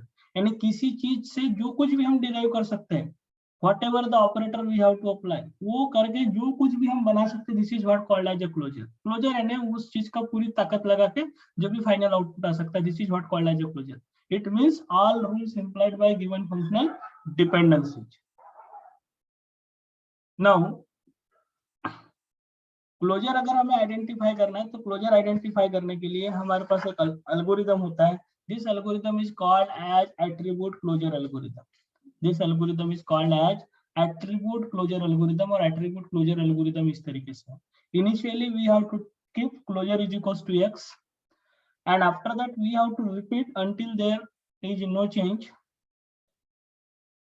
If there is a functional dependency u determines v in a functional dependency set f such that u is a subset of closure, then set the closure is equals to closure union v. So this is what the algorithm for computing the attribute closure. And now we have to understand this computation of attribute closure with respect to one example. So here I have given one relation. That relation will consist of 5 attributes A, B, C, D, and set of functional dependencies are given to me. A determines BC, CD determines E, B determines D, and E determines A. And now I have to go for computation of attribute closure. तो अभी सबसे पहली चीज कि हम attribute closure क्यों calculate करते हैं, आपको ये चीज क्लियर होना चाहिए कि हम एट्रीब्यूट क्लोजर क्यों कैलकुलेट करते हैं. हाँ या ना? अरे बराबर है कि नहीं? क्यों पढ़ रहे हैं हम इतना? ये एल्गोरिदम हमें क्यों दिया हुआ है? आपके दिमाग में ये चीजें आ रही होंगी ना कि सर क्यों पढ़ा रहे हैं, एट्रीब्यूट क्लोजर क्यों कैलकुलेट करना होता है. तो जरा ध्यान दो, आपको गेट एग्जाम में क्या होता है, आपको एक ऐसा ही रिलेशन दिया हुआ रहेगा, सेट ऑफ फंक्शनल डिपेंडेंसी दी हुई रहती है, और फिर बोलते हैं इस प्रॉब्लम के लिए कैंडिडेट की फाइंड आउट करो. क्या फाइंड आउट करो? कैंडिडेट की फाइंड आउट करो. तो ये प्रॉब्लम अगर आपको सॉल्व करना है तो कैसे फाइंड आउट करेंगे बेटा कैंडिडेट की, मुझे बताइए. तो मैंने अगर आपको बोल दिया कि इस पर्टिकुलर रिलेशन में इतने सेट ऑफ फंक्शनल डिपेंडेंसीज है, तो कैंडिडेट की कौन सा होगा, बताओ कैसे फाइंड आउट करोगे आप? हेलो, आवाज आ रही मेरी? हाँ सर. Yes sir. कैसे फाइंड आउट करेंगे कैंडिडेट की? तो अभी तो आपको कुछ भी नहीं पता है, लेकिन कल जब मैं बोलूंगा कैंडिडेट की फाइंड आउट करो, तो 101% मैं बता रहा हूँ, आप में से सभी लोग बताएंगे मुझे कैंडिडेट की क्या होगा करके. तो ये कैंडिडेट की कैसे फाइंड आउट करते हैं, इसी के लिए ये सारा जो प्री रिक्विजिट लगता है, जो भी आपको प्री प्रोसेसिंग करना पड़ रहा है, वही चीज मैं कर रहा हूँ कि भैया कंपोजिशन क्या होता है, नॉर्मलाइजेशन क्या होता है, फिर एनोमलीज क्या होती है, फिर आर्मस्ट्रांग एक्सियम्स क्या होते हैं, उसमें रिफ्लेक्सिव प्रॉपर्टी क्या कहता है, आर्गुमेंटेशन प्रॉपर्टी क्या कहता है, ये सारी चीजें पढ़ा है. और अभी एट्रीब्यूट क्लोजर में पढ़ा रहा हूँ. तो एट्रीब्यूट क्लोजर फाइंड आउट करने के लिए ये हम एल्गोरिदम यूज करते हैं. तो डोंट गो थ्योरेटिकली, मैं डायरेक्टली आपको बहुत इजी तरीके से बताता हूँ कि ये एल्गोरिदम को हम कैसे अप्लाई करेंगे. ठीक है, अब मुझे क्या दिया हुआ है, एक टेबल दिया है आर. आर का मतलब एक टेबल होगा बेटा. जैसे जब इस तरीके का डेटा दिया है, इसका मतलब मेरे पास एक टेबल है, ये एक टेबल है, और इस टेबल का नाम क्या है, आर. और इसमें कॉलम्स कितने हैं, एक है ए, दूसरा है बी, तीसरा है सी, चौथा है डी, और पांचवा है ई. और फिर यहाँ पे जो कुछ भी वैल्यूज होंगी वो होगी. आपको जब भी ये चीज दी हुई है कि इसका मतलब विजुअलाइजेशन आपको ऐसा करना है. ये चीज समझ में आया? हाँ या ना? Yes sir. तो ये वाला जो टेबल है, टेबल को कहते हैं हम रिलेशन. टेबल को क्या कहते हैं हम? रिलेशन. और ये जो कॉलम्स है, ये कॉलम्स को हम हमेशा कहते हैं एट्रीब्यूट. क्या कहते हैं कॉलम को? एट्रीब्यूट. तो दिस इज व्हाट एट्रीब्यूट. ये सारे के सारे मेरे एट्रीब्यूट है. और अभी मुझे क्या फाइंड आउट करना है? Attribute closure. तो एट्रीब्यूट क्लोजर यानी क्या? तो एट्रीब्यूट क्लोजर यानी ए का क्लोजर, बी का क्लोजर, सी का क्लोजर, डी का क्लोजर, ई का क्लोजर. ए का क्लोजर यानी इस पर्टिकुलर कॉलम को यूज करके मैं ऐसे कितने बाकी के कॉलम्स है जिनको कि मैं डिराइव कर सकता हूँ. बी क्लोजर यानी बी का पावर क्या है जिससे कि मैं बाकी एट्रीब्यूट्स को डिराइव कर सकता हूँ. सी क्लोजर यानी सी का पावर क्या है जिससे कि मैं बाकी एट्रीब्यूट्स को डिराइव कर सकता हूँ. अब मुझे बताइए, तो अगर मैं आपकी क्लास में आया, और आपका रोल नंबर अगर मुझे पता है, तो क्या मैं आप तक पहुंच सकता हूँ? यस और नो? हाँ सर. Yes sir. अगर मैं आपकी यूनिवर्सिटी में गया अगर मैं मुंबई यूनिवर्सिटी में गया और आपका इनरोलमेंट नंबर अगर मुझे पता है, तो क्या मैं आपकी डिटेल्स निकाल सकता हूँ? Yes sir.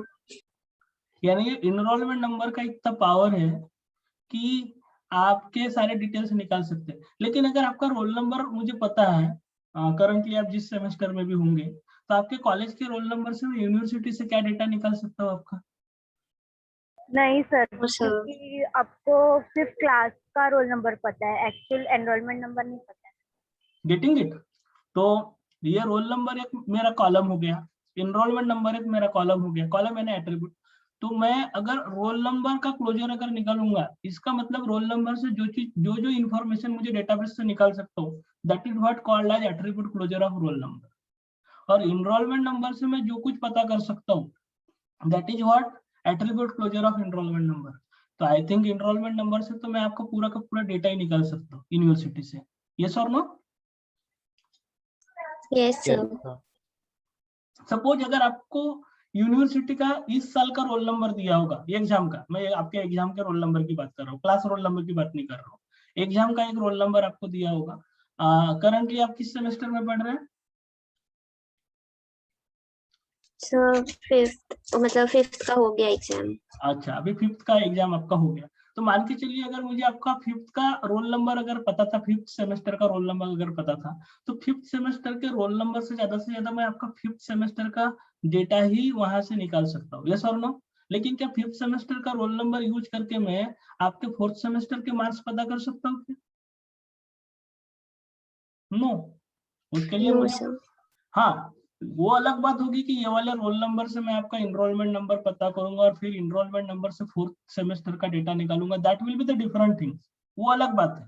लेकिन ओनली इस रोल नंबर से मैं फोर्थ सेमेस्टर की डिटेल डिराइव कर सकता था क्या? नो। तो इसी चीज को बोलते बेटा हम एट्रीब्यूट क्लोजर।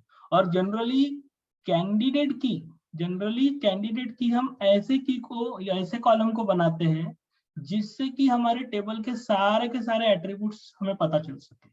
यानी ऐसा एक एट्रीब्यूट या ऐसे कम से कम नंबर ऑफ एट्रीब्यूट जिससे कि रिलेशन में के सारे एट्रीब्यूट्स हम पता कर सके, that is what called as a candidate की। तो जैसे एनरोलमेंट नंबर आपका एक कैंडिडेट की हो सकता है। Getting it? तो यही वाली चीज हमें यहाँ पे इस पर्टिकुलर एल्गोरिदम में अप्लाई करना है। तो यहाँ एक एग्जाम्पल के तौर पे मैंने एक रिलेशन लिया हुआ है, and here I have taken a set of functional dependencies and now I have to go for the computation of attribute closure। तो सबसे पहले कौन सा attribute closure कैलकुलेट करेंगे हम? तो here I am going for computation of attribute closure of A plus। जरा ध्यान दो, मुझे कैलकुलेट करना है A plus, समझा? हाँ या ना? अरे किसका एट्रीब्यूट क्लोजर कैलकुलेट करना है? A का। यहाँ तक क्लियर है? Hello? Yes sir. Yes sir. अब ये का एट्रीब्यूट क्लोजर अगर कैलकुलेट करना है तो ध्यान दो, ये का एट्रीब्यूट क्लोजर हमेशा होता है closure will be equal to X. यानी अगर मैं क्लोजर अगर कैलकुलेट करूंगा तो एट्रीब्यूट क्लोजर ऑफ ये plus will be always equal to ये का एट्रीब्यूट क्लोजर हमेशा ये रहेगा। ये से हमें शुरुआत करना है। तो here what I have to initialize, here I want to go for computation of ये प्लस। तो मैं सबसे पहले लिखूंगा क्लोजर इज इक्वल टू ये। अब ये हो गया मेरा क्लोजर यहाँ तक। Repeat until there is no change, जब तक के चेंजेस नहीं आते तब तक करते रहो। क्या? If there is an functional dependency U derives to V. कहाँ पे? फंक्शनल डिपेंडेंसी में। तो ये जो सेट है, this particular set is a set of functional dependency. अब इसमें से एक फंक्शनल डिपेंडेंसी लो, कौन सा लेना है? ये डिराइव्स टू बी सी, ये फंक्शनल डिपेंडेंसी। तो ये फंक्शनल डिपेंडेंसी का लेफ्ट हैंड साइड हो गया आपका यू, राइट हैंड साइड हो गया आपका वी। तो आपको क्या चेक करना है? आपको चेक करना है आपका लेफ्ट हैंड साइड जो है वो इस क्लोजर का सबसेट है क्या। तो मुझे बताइए इस फंक्शनल डिपेंडेंसी का लेफ्ट हैंड साइड क्या है बेटा? ये डिराइव्स टू बी सी। ये फंक्शनल डिपेंडेंसी का लेफ्ट हैंड साइड क्या है? ये। और ये जो पर्टिकुलर ये है, ये इस पर्टिकुलर ये का सबसेट है क्या? क्योंकि क्लोजर क्या है आपका? अभी क्लोजर अगर देखोगे तो ये है, तो ये का सबसेट ये है। इस पर्टिकुलर फंक्शनल डिपेंडेंसी का लेफ्ट हैंड साइड क्लोजर है, इस सबसेट है इसका। हाँ, अगर सबसेट है तो आप क्या करते हैं, इस फंक्शनल डिपेंडेंसी का राइट हैंड साइड जो है कौन है? वी। वो वी को क्लोजर में यूनियन कर देते हैं। तो बीसी जो है वो यहाँ पे यूनियन हो जाएगा। तो अभी आपका क्लोजर क्या हो जाएगा? Closure will be updated at A, B, C. समझा? Yes sir. अब ये पहला फंक्शनल डिपेंडेंसी हो गया। फिर आप सेकंड फंक्शनल डिपेंडेंसी लो, CD डिराइव्स टू E। क्या C और D यहाँ पे है क्या? ओनली C नहीं होना, पूरा का पूरा लेफ्ट हैंड साइड होना है क्या? नहीं है। तो हम इसको छोड़ देंगे। फिर B डिराइव्स टू D, ये फंक्शनल डिपेंडेंसी को लो। क्या B है सबसेट? हाँ। तो आप D को ऐड कर दो, तो ये हो गया ABCD, यानी ये वाला फंक्शनल डिपेंडेंसी भी हो गया। फिर E डिराइव्स टू E, क्या E डिराइव्स टू E में का E है क्या वहां पे? नहीं है। नहीं। तो अभी हम इसको अप्लाई नहीं कर सकते। फिर से CD के लिए आओ, जब तक के चेंजेस होते रहेंगे तब तक के आपको करते रहना है। अभी CD डिराइव्स टू A, क्या C और D है? हाँ सर है। तो फिर E भी ऐड हो जाएगा। तो ये भी CD E पूरे ही आ गए। अब पूरा का पूरा रिलेशन ही आ गया है, तो अभी और क्या नया ऐड होगा? यानी A का पावर कितना है? A का पावर ये है कि वो सबको पता कर सकता है। ये A को भी पता कर सकता है, B को भी, C को, D को भी और E को भी। Are you getting it? Yes sir. इसलिए मैं A को सुपर की बोल सकता हूँ। अब सुपर की किसको बोलते हैं, कैंडिडेट की किसको बोलते हैं, वो हम बाद में डिस्कस करेंगे। बट राइट नाउ A का एट्रीब्यूट क्लोजर आपको कैलकुलेट करके आ गया? हाँ या ना? सर आपने बी मतलब वो बी रिलेशन डी के बाद आपने CD वाला किया ना? हाँ, किसी को कभी भी ले सकते, कोई प्रॉब्लम नहीं, लेकिन जब तक के ओके चेंजेस सर। आते रहेंगे तब तक करना है। Yes sir. हाँ, तो अभी मुझे आपने ये किया, अभी हम ये क्लोजर कैलकुलेट किए, तो ये क्लोजर में आ गया ABCDE आ गया। अब मुझे B क्लोजर कैलकुलेट करके देंगे क्या आप? करो तो बेटा सब लोग, B क्लोजर क्या आएगा? Yes sir. B closure calculate करो और पोस्ट करो चैट बॉक्स में।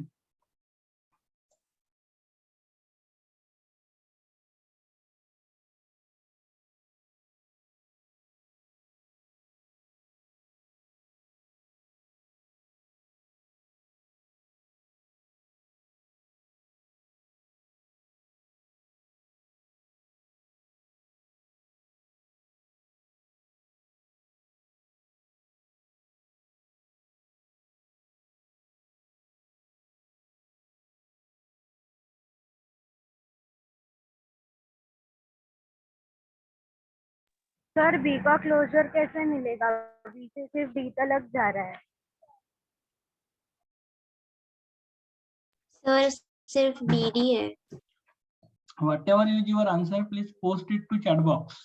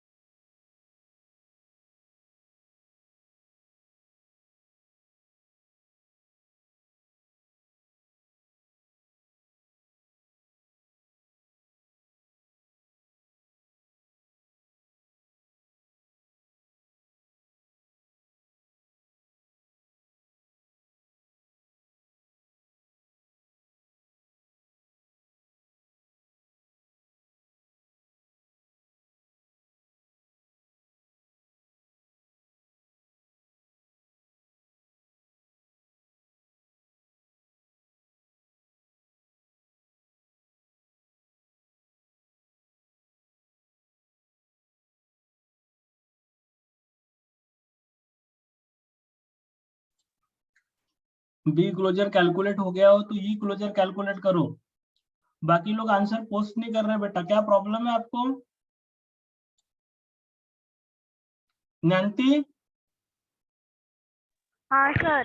कुछ डिफिकल्टी है क्या आंसर पोस्ट करने में? शुभम, हाँ सर, एक्चुअली मुझे बी के बाद डी मिल रहा है, तो सी और डी तो है ही नहीं, तो कैसे निकालेंगे? वहां पे मैं अटक गई हूँ सर। अटक, मैंने बोला था माइक ऑन करके। अभी अभी अटको। आपका जो भी आंसर होगा ना बेटा सीधा पोस्ट कर देगा, ओके? Okay sir. हाँ हाँ, बाद में मैं हूँ यहाँ पे, मैं आपके आंसर्स देख रहा हूँ। And if I will find any ambiguity in that, मैं उस चीज को यहीं पे रेक्टिफाई करता हूँ। डोंट वरी, आपका जो भी आंसर होता है ना, जितना आया उतना पोस्ट कर दो। गलत होगा चलेगा, यहाँ थोड़ी ना निगेटिव मार्केंगे बेटा। एक्चुअली मुझे समझ में तो आएगा कितने लोगों को चीजें समझ में आ रही है, कितने लोगों को नहीं। और इसीलिए तो हम हैं यहाँ पे कि आपको समझा सके।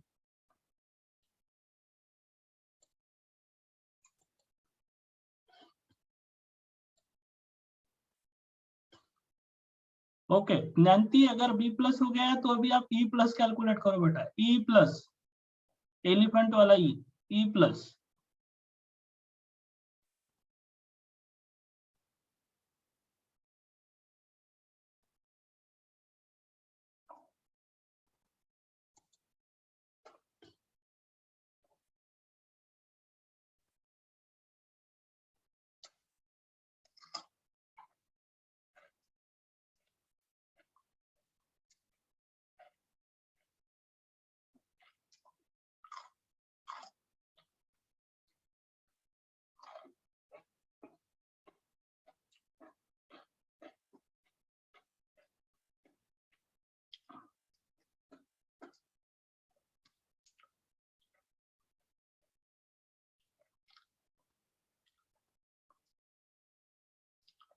ओके देखो अभी इधर मैं कैलकुलेट करके देता हूँ। कैसे कैलकुलेट करने का? कुछ नहीं करने का, ध्यान दो बेटा। इधर बी प्लस का क्लोजर हमेशा बी रहेगा। देखो मैं शॉर्टकट बता रहा हूँ, बी प्लस का क्लोजर हमेशा बी रहेगा। फिर चेक करने का फंक्शनल डिपेंडेंसी के लेफ्ट हैंड साइड में कहीं बी है क्या। यहाँ पे नहीं है, यहाँ पे नहीं है, यस यहाँ पे है। यहाँ पे है तो ये डी ऐड कर देगा, इसलिए डी ऐड हो गया। ये रूल को अप्लाई करने की जरूरत नहीं। फिर बी और डी दोनों है क्या, तो लेफ्ट हैंड साइड में ओनली ये है। सी डी है, डी है लेकिन सी नहीं है। ई में ओनली ई है। इसका मतलब ये है कि बी प्लस में बी डी के आगे बढ़ेगा ही नहीं, तो बी प्लस का क्लोजर ओनली बी डी रहेगा। आगे चल के सपोज मुझे ई प्लस कैलकुलेट करना है, तो अभी देखते हैं हम E plus calculate. E plus में ई हमेशा रहेगा। Are you getting it? E plus में ई का यस क्लोजर सर। हमेशा ई रहेगा। आफ्टर दैट कुछ नहीं करने का। अभी आपको क्या करने का, सिंपली चेक करने का लेफ्ट हैंड साइड में जहां ई है वो देखो। लेफ्ट हैंड साइड में जहां ई है वो कौन है? ई है। तो ई से कौन पता चल रहा है? ए। और आपको पता है ए का पावर तो सब कुछ है या नहीं? ए का पावर सब कुछ है।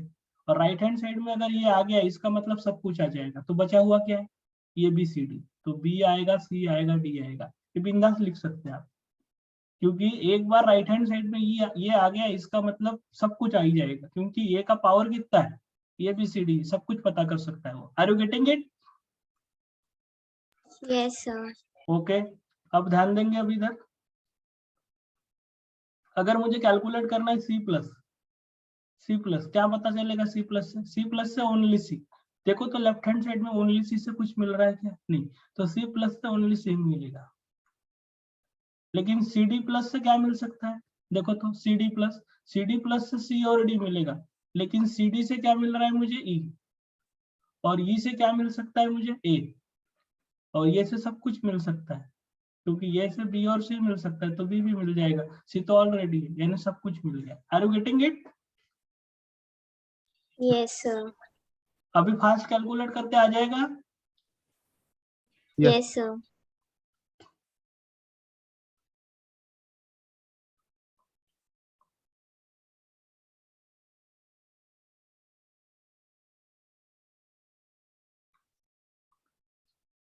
यहाँ फाइंड आउट करो तो सी प्लस क्या आएगा? सी प्लस क्या आएगा? कैलकुलेट करो, आगे चल के हम सॉल्व करेंगे। सी प्लस क्या आएगा फटाक से? सर डी सी डी हाँ, C plus will be C D. ये प्लस क्या आएगा? A B B D plus क्या आएगा?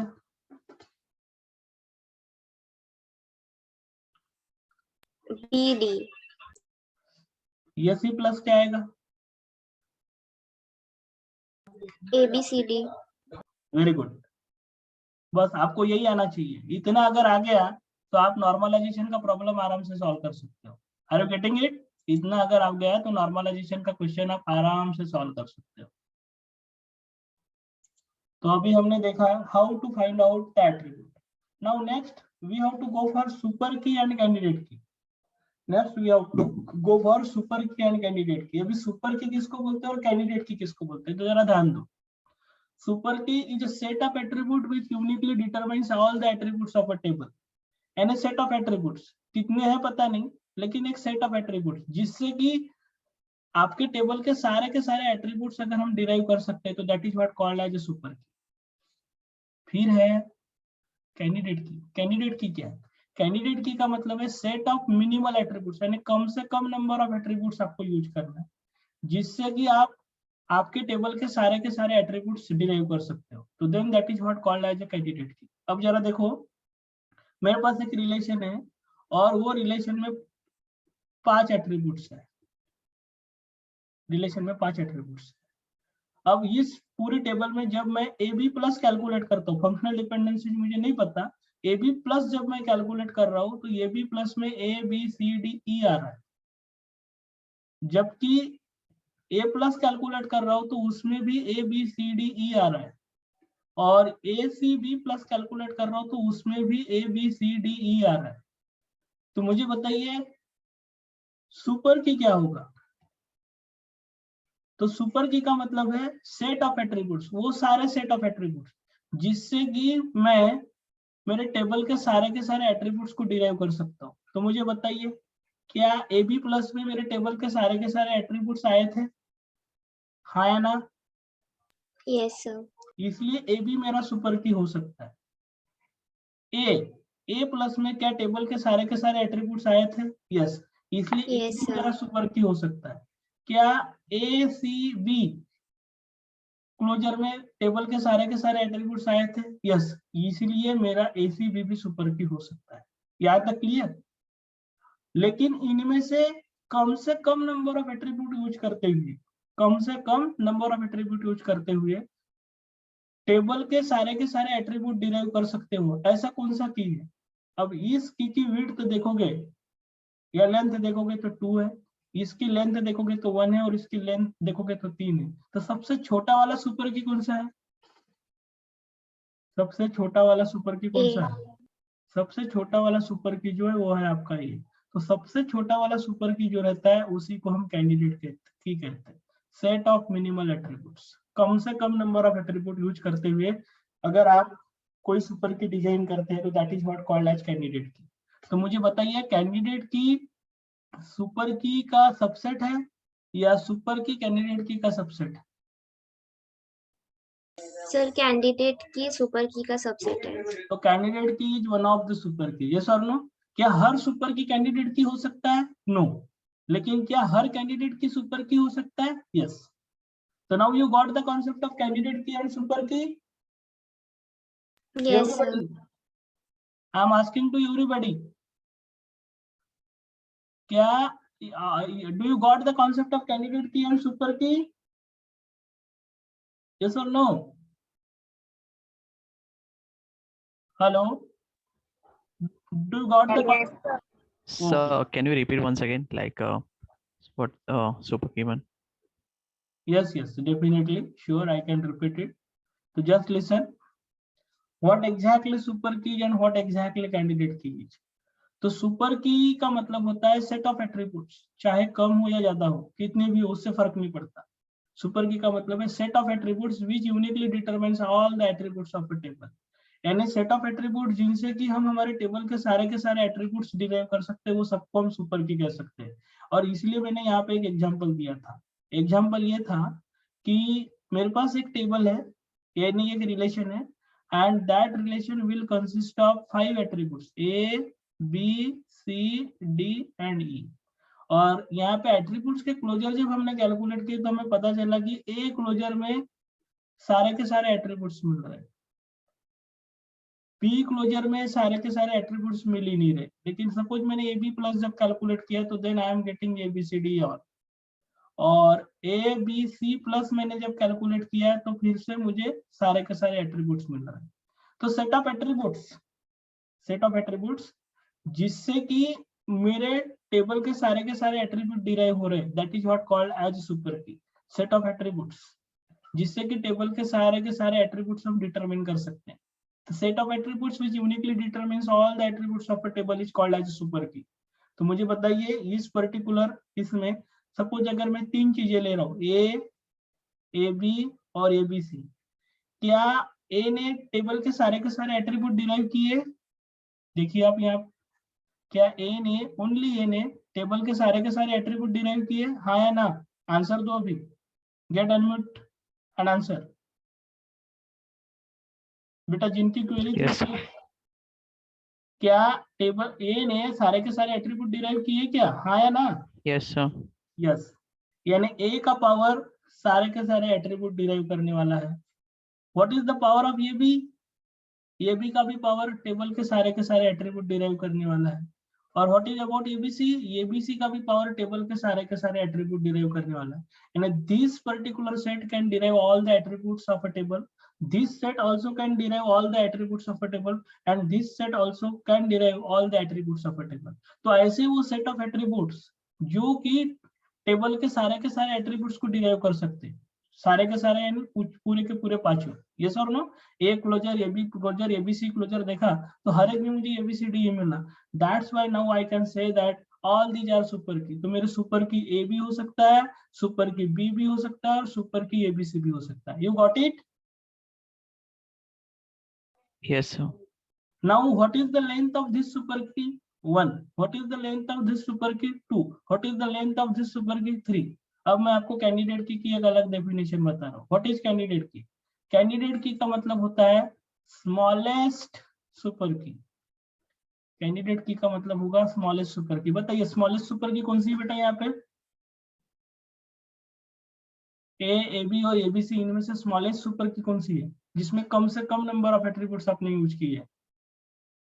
तीनों की लेंथ है 1 2 3, तो स्मॉलेस्ट लेंथ वाला कौन सा होगा? फर्स्ट, जिसकी लेंथ एक ही है। और 1 लेंथ वाला एट्रीब्यूट कौन सा है? ए। इसलिए आपका कैंडिडेट की कौन सा होगा? A. Got it? Yes, sir. Okay, तो कैंडिडेट की का मतलब है set of minimal attributes which uniquely determines all the attributes of a table. तो I think hopefully I have answered your question, what is super key and what is candidate key? Yes or no? Yes, sir. अब मुझे बताइए हर candidate की super की होगा या नहीं? कोई भी कैंडिडेट की अगर आपके पास है तो वो सुपर की होगा या नहीं होगा? Yes, sir. लेकिन क्या हर सुपर की कैंडिडेट की होगा? No, sir. क्योंकि यहाँ पे 3 सुपर की थी लेकिन 3 में से एक ही आपका कैंडिडेट की, लेकिन आपके पास यहाँ एक ही कैंडिडेट की, डेफिनेटली वो सुपर की है। So this is what the concept of super key and candidate key. And now the question is, here we have one problem. For this particular problem, we have to identify super key and candidate key. अभी super key क्या था और candidate key क्या था हमने देखा। अब मैं यहाँ पे एक एग्जांपल ले रहा हूँ जिसमें एक रिलेशन लिया है और एट्रीब्यूट्स दिए हैं, फंक्शनल डिपेंडेंसी लिए है, और अभी पूछा है identify super key and candidate की। तो सब लोग थोड़ा ध्यान देंगे, यहाँ पे कुछ ट्रिक्स मैं दे रहा हूँ। सबसे पहले हमें आइडेंटिफाई करना है सुपर की क्या होगा और कैंडिडेट की क्या होगा। ठीक है, थोड़ा ध्यान दो बेटा, चाहे मैं सुपर की बनाऊं या चाहे मैं कैंडिडेट की बनाऊं, कोई भी की अगर बनाएंगे तो कितने एट्रीब्यूट्स डिराइव होने चाहिए? कोई भी एट्रीब्यूट की बनाए सारे के सारे, यानी किसी का भी एट्रीब्यूट क्लोजर अगर हम बनाएंगे तो उसमें क्या आना चाहिए? ABCD आने चाहिए। तो आपके पास जो फंक्शनल डिपेंडेंसी है, ये फंक्शनल डिपेंडेंसी में मुझे बताइए राइट हैंड साइड में कौन कौन आ रहा है? B और D आ रहा है राइट हैंड साइड में कौन आ रहा है, बी और डी आ रहा है, लेकिन राइट हैंड साइड में ए, सी और ई ये आ रहा है क्या? ये सेट ऑफ फंक्शनल डिपेंडेंसीज अगर आप देखोगे तो फंक्शनल डिपेंडेंसीज के राइट हैंड साइड में बी और आ रहा है और डी आ रहा है, यानी बी और डी को डिटरमाइन करने वाला कोई तो भी है, लेकिन ये सी और ई इनको डिटरमाइन करने वाला कोई है क्या बेटा? अरे इनको डिटरमाइन करने वाला कोई नहीं है, और इनको डिटरमाइन करने वाला अगर कोई नहीं है तो इनको बोलते हैं हम इसेंशियल एट्रीब्यूट। क्या बोलते हैं हम इनको? Essential attributes. तो वेरी फर्स्ट आपको अगर कोई सेट ऑफ फंक्शनल डिपेंडेंसी अगर दिया है तो you have to identify essential attributes. ऐसे कौन से एट्रीब्यूट्स हैं जो किसी भी फंक्शनल डिपेंडेंसी के राइट हैंड साइड में नहीं आ रहा है? तो वो है ए, सी, ई। तो सबसे पहले आप क्या करेंगे, ए, सी, ई लेंगे और उसका क्लोजर निकालेंगे। तो ए, सी, ई के क्लोजर में ए, सी और ई आएगा, और ये डिराइव कर रहा है बी को तो बी आएगा, और सी डिराइव कर रहा है डी को तो डी आएगा। तो डेफिनेटली ए, सी प्लस जो रहेगा ये आपका एक की रहेगा। फिलहाल मैं इसको सुपर की बोल रहा हूँ, हाँ या ना? अरे हाँ या ना? Yes, sir. अब ये 3 साइज का की हो गया, इसकी लेंथ है 3। अब 2 साइज की आप कोई भी की बना के देख लो, 2 साइज की कोई भी की बना के देखो। तो 2 साइज की कोई भी की अगर बनाओगे तो आप एक तो ये भी लोगे, नहीं तो बी, सी लोगे, 2 का कोई भी कॉम्बिनेशन ले लो। लेकिन अगर आपके 3 एट्रीब्यूट्स अगर इसेंशियल है तो ये तीनों एट्रीब्यूट को डिराइव करने वाला तो कोई रहेगा ही नहीं ना, हाँ या ना? 3 एट्रीब्यूट अगर आपके इसेंशियल एट्रीब्यूट्स है तो ये तीनों एट्रीब्यूट को डिराइव करने वाला कोई रहेगा ही नहीं। यानी अगर आप ये भी कोई भी कॉम्बिनेशन लो 2 का, अगर ए और बी का कॉम्बिनेशन लोगे तो ए और बी से ज्यादा क्या मिलेगा? ए और बी मिलेगा, और बी से क्या मिल सकता है? कुछ नहीं। और ये से क्या मिल रहा है? ये बीच। तो ये बी से सिर्फ आपको ये भी क्लोजर अगर कैलकुलेट करोगे तो ये भी मिलेगा, और बीसी क्लोजर अगर कैलकुलेट करोगे तो बीसी से आपको बी, सी और डी मिलेगा। Getting it? तो अगर आप ये भी ले रहे हो, बीसी ले रहे हो, कुछ भी ले रहे हो, ये भी जब ले रहे हो तो आपके राइट हैंड साइड में सी और ई नहीं आ सकता, और बीसी जब आप ले रहे हो तो ये और ई नहीं आ सकता, क्योंकि ये सी और ये 3 इसेंशियल एट्रीब्यूट्स है। इसलिए कोई भी की अगर आप बनाओगे तो उस की में ए, सी और ई तो होने ही चाहिए, हाँ या ना? Because these are the sir आप इसेंशियल्स। वापस बता सकते हैं क्या, समझा नहीं।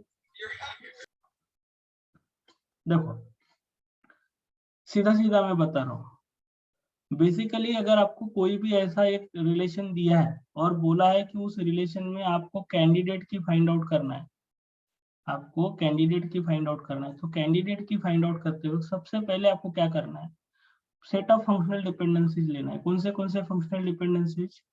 ए determine B and C determine D. Got it? और टेबल में कितने एट्रीब्यूट्स है? 5, ए, बी, सी, डी और ई। तो ऐसे कौन से एट्रीब्यूट है जो राइट हैंड साइड में आ रहे हैं?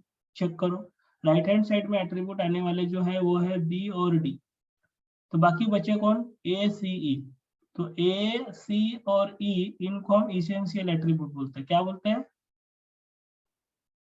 Essential attribute. Essential attribute. तो सबसे पहले आपको इसेंशियल एट्रीब्यूट का क्लोजर फाइंड आउट करना है। इसेंशियल एट्रीब्यूट का क्लोजर फाइंड आउट करो। क्या होगा इसेंशियल एट्रीब्यूट का क्लोजर? ए, सी, ई के क्लोजर में ए, सी और ई आएगा, और बाद में फंक्शनल डिपेंडेंसी ले लो। ये क्या डिटरमाइन कर सकता है? बी, इसलिए यहाँ पे बी आएगा।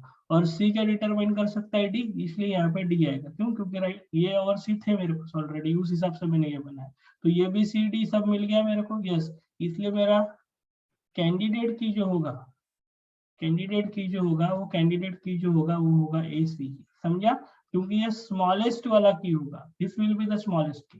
क्योंकि इसेंशियल एट्रीब्यूट मेरे 3 है, तो 3 साइज की कोई भी की अगर मैं बनाऊं तो उस की में ये एट्रीब्यूट होने ही चाहिए, इसलिए ये स्मॉलेस्ट वाला की होगा। अब सुपर की कौन से होंगे? तो सुपर की कोई भी हो सकता है जिसमें ए, सी और ई तो होना ही चाहिए। अब ये सी, ई के साथ कौन से किसको दे सकते हो आप? एक तो बी को दे सकते हो, एक तो ए, सी, ई के साथ में डी को दे सकते हो, या फिर ए, सी, ई के साथ बी और डी सबको दे सकते हो। तो ये मेरे सुपर की हो सकते हैं। These are my super. ये सुपर की मेरा ए, सी, ई भी हो सकता है, लेकिन इनमें से स्मॉलेस्ट वाला की कौन सा है? ए, सी, ई। इसलिए ये सी विल बी द कैंडिडेट की। यहाँ तक समझा? Yes, sir. Okay. Now we have to go to one problem. The problem is to find all possible candidate key. To find all possible candidate key and set of functional dependencies are given to you. देखो बेटा ये set of functional dependencies दिया है और अभी आपको find out करना है कितने भी पॉसिबल कैंडिडेट की यहाँ बन सकते हैं। बना सकते हैं आप? Yes, sir. ट्राई करो।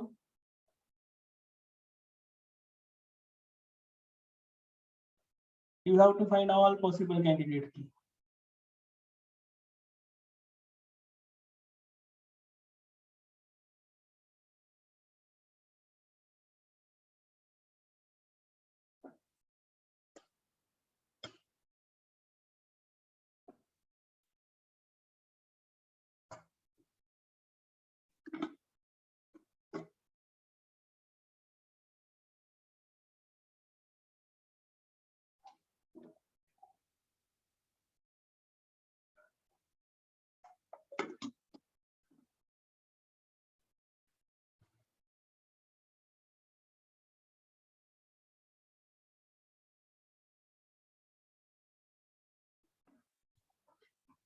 सब लोग कर रहे हैं ना?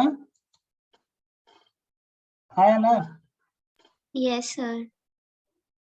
Very first find out A B C D में से कौन से एट्रीब्यूट्स ऐसे हैं जो इसेंशियल है। इस पर्टिकुलर प्रॉब्लम को अगर आपको सॉल्व करना है तो very first you have to identify ऐसे कौन से एट्रीब्यूट्स हैं जो इसेंशियल एट्रीब्यूट्स हैं। तो you have to go for computation of essential attributes.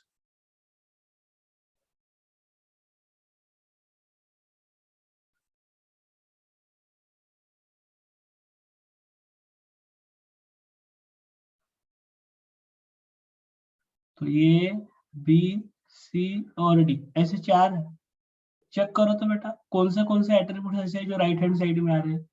B आ रहा है तो बी हट गया, सी भी आ रहा है तो सी भी हट गया, डी आ रहा है तो डी भी हट गया, ए आ रहा है तो ये भी हट गया। यानी इसेंशियल एट्रीब्यूट कोई भी नहीं है। Got it? Yes, sir. तो अभी इसेंशियल एट्रीब्यूट नील हो गए। अगर इसेंशियल एट्रीब्यूट नील है इसका मतलब यह है कि आपका कैंडिडेट की जो है यह सिंगल साइज का हो सकता है। यानी इसका साइज 1 हो सकता है और इसका साइज अगर 1 हो सकता है तो आपके पास चार चीजें हैं। तो ओनली ए, ओनली बी, ओनली सी या ओनली डी, इनमें से कोई भी आपका कैंडिडेट की हो सकता है। कौन हो सकता है ये क्लोजर फाइंड आउट करो, बी क्लोजर फाइंड आउट करो, सी क्लोजर फाइंड आउट करो, डी क्लोजर फाइंड आउट करो। चेक करो ये क्लोजर में क्या आएगा बेटा? देखो तो ये क्लोजर में क्या आएगा? ये क्लोजर में ये आएगा और ये के चक्कर में बी आएगा, बी के चक्कर में सी आएगा, सी के चक्कर में डी आ जाएगा। सभी तो आ गए। तो ये क्लोजर में ए बी सी डी अगर आपका आगे आ रहा है इसका मतलब आपका एक कैंडिडेट की कौन हो सकता है? ए। है ना? Yes, sir. वैसे ही बी क्लोजर फाइंड आउट करो। तो अभी हम जाएंगे बी क्लोजर फाइंड आउट करने के लिए। कर लोगे ना अभी आप? हाँ ना? Yes, sir. करो तो बेटा बी क्लोजर।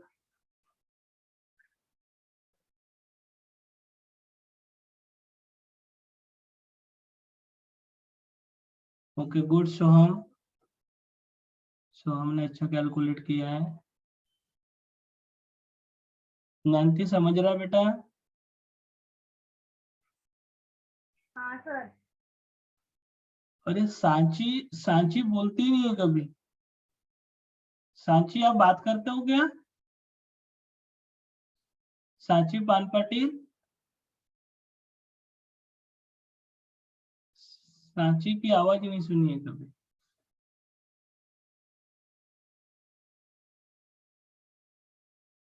ना मैसेज करती है ना बात करती है।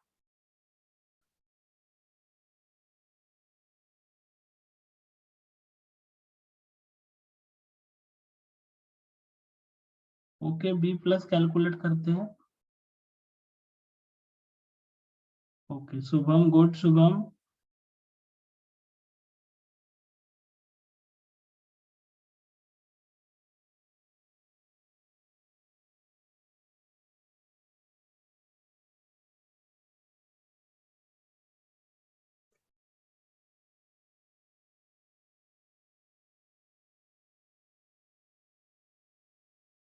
हाँ, अभी बी प्लस जब आपने कैलकुलेट किया तो बी प्लस में क्या मिला? बी प्लस में बी मिलेगा, बी से सी मिलेगा और सी से डी मिलेगा और सी डी से फिर से बी मिलेगा, लेकिन और बी सी से आपको ये मिल जाएगा। तो A B C D B plus ने भी फाइंड आउट किया, इसलिए बी क्लोजर आपका ए बी सी डी है। इसका मतलब बी भी आपका एक सुपर की हो सकता है, सुपर की नहीं, कैंडिडेट की भी हो सकता है। सी क्लोजर कैलकुलेट करके देखो क्या आ रहा है सी क्लोजर। तो here we have to go for computation of C closure. तो सी क्लोजर में सी आएगा और सी से डी मिल रहा है, सी डी से बी मिल रहा है और बी से सी मिल रहा है। देखो बी से सी मिल रहा है, यस। सी से मुझे डी मिला इसलिए सी डी हो गया, सी डी से मुझे बी मिल गया इसलिए बी मिल गया। और अभी B C right hand side में है तो ये भी मिल रहा है, इसलिए सी प्लस से भी ए बी सी डी मिल रहा है, इसलिए सी भी मेरा एक की हो सकता है। What about D closure? D closure calculate करते, तो डी क्लोजर कैलकुलेट करने के बाद डी क्लोजर में डी मिलेगा और ओनली लेफ्ट हैंड साइड में डी से कुछ भी डिराइव नहीं हो रहा है। अगर आप केयरफुली देखोगे तो डी का पावर ओनली डी तक की है, इसलिए डी क्लोजर आपका की नहीं हो सकता। अब आगे टू साइज की कैलकुलेट करने की जरूरत ही नहीं हमको। क्यों? क्योंकि साइज 1 वाली की हमेशा आपके कैंडिडेट की हो सकती है। तो साइज 1 के कितने पॉसिबल की है? एक तो ए, नहीं तो बी, नहीं तो सी। इसलिए टोटल नंबर ऑफ कैंडिडेट की अगर आपको पूछा है तो here total number of candidate keys will be equals to 3. You got it? हाँ या ना? हाँ sir. Yes, Okay. sir. Now we have next problem. This particular problem was asked in GATE 2006. And question is this one. To find candidate की find out करो. Relation दिया है V W X Y Z, V Y determines W, W X determines Z, Z Y determines V, and options are given to you. कर सकते हैं? Yes or no? Yes, sir. Please go for it.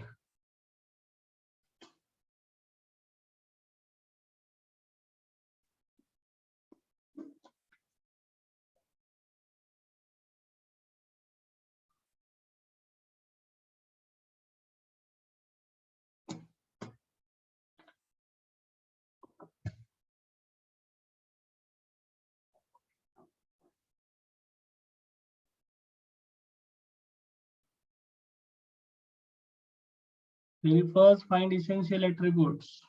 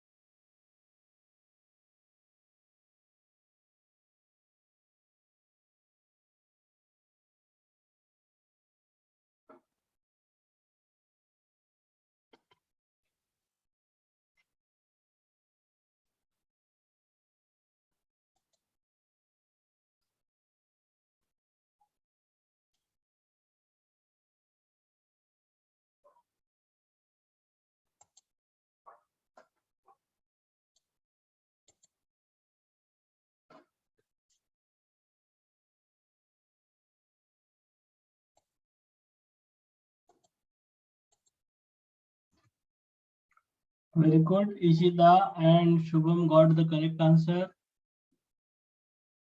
Swam also got the correct answer. Congratulations, Swam.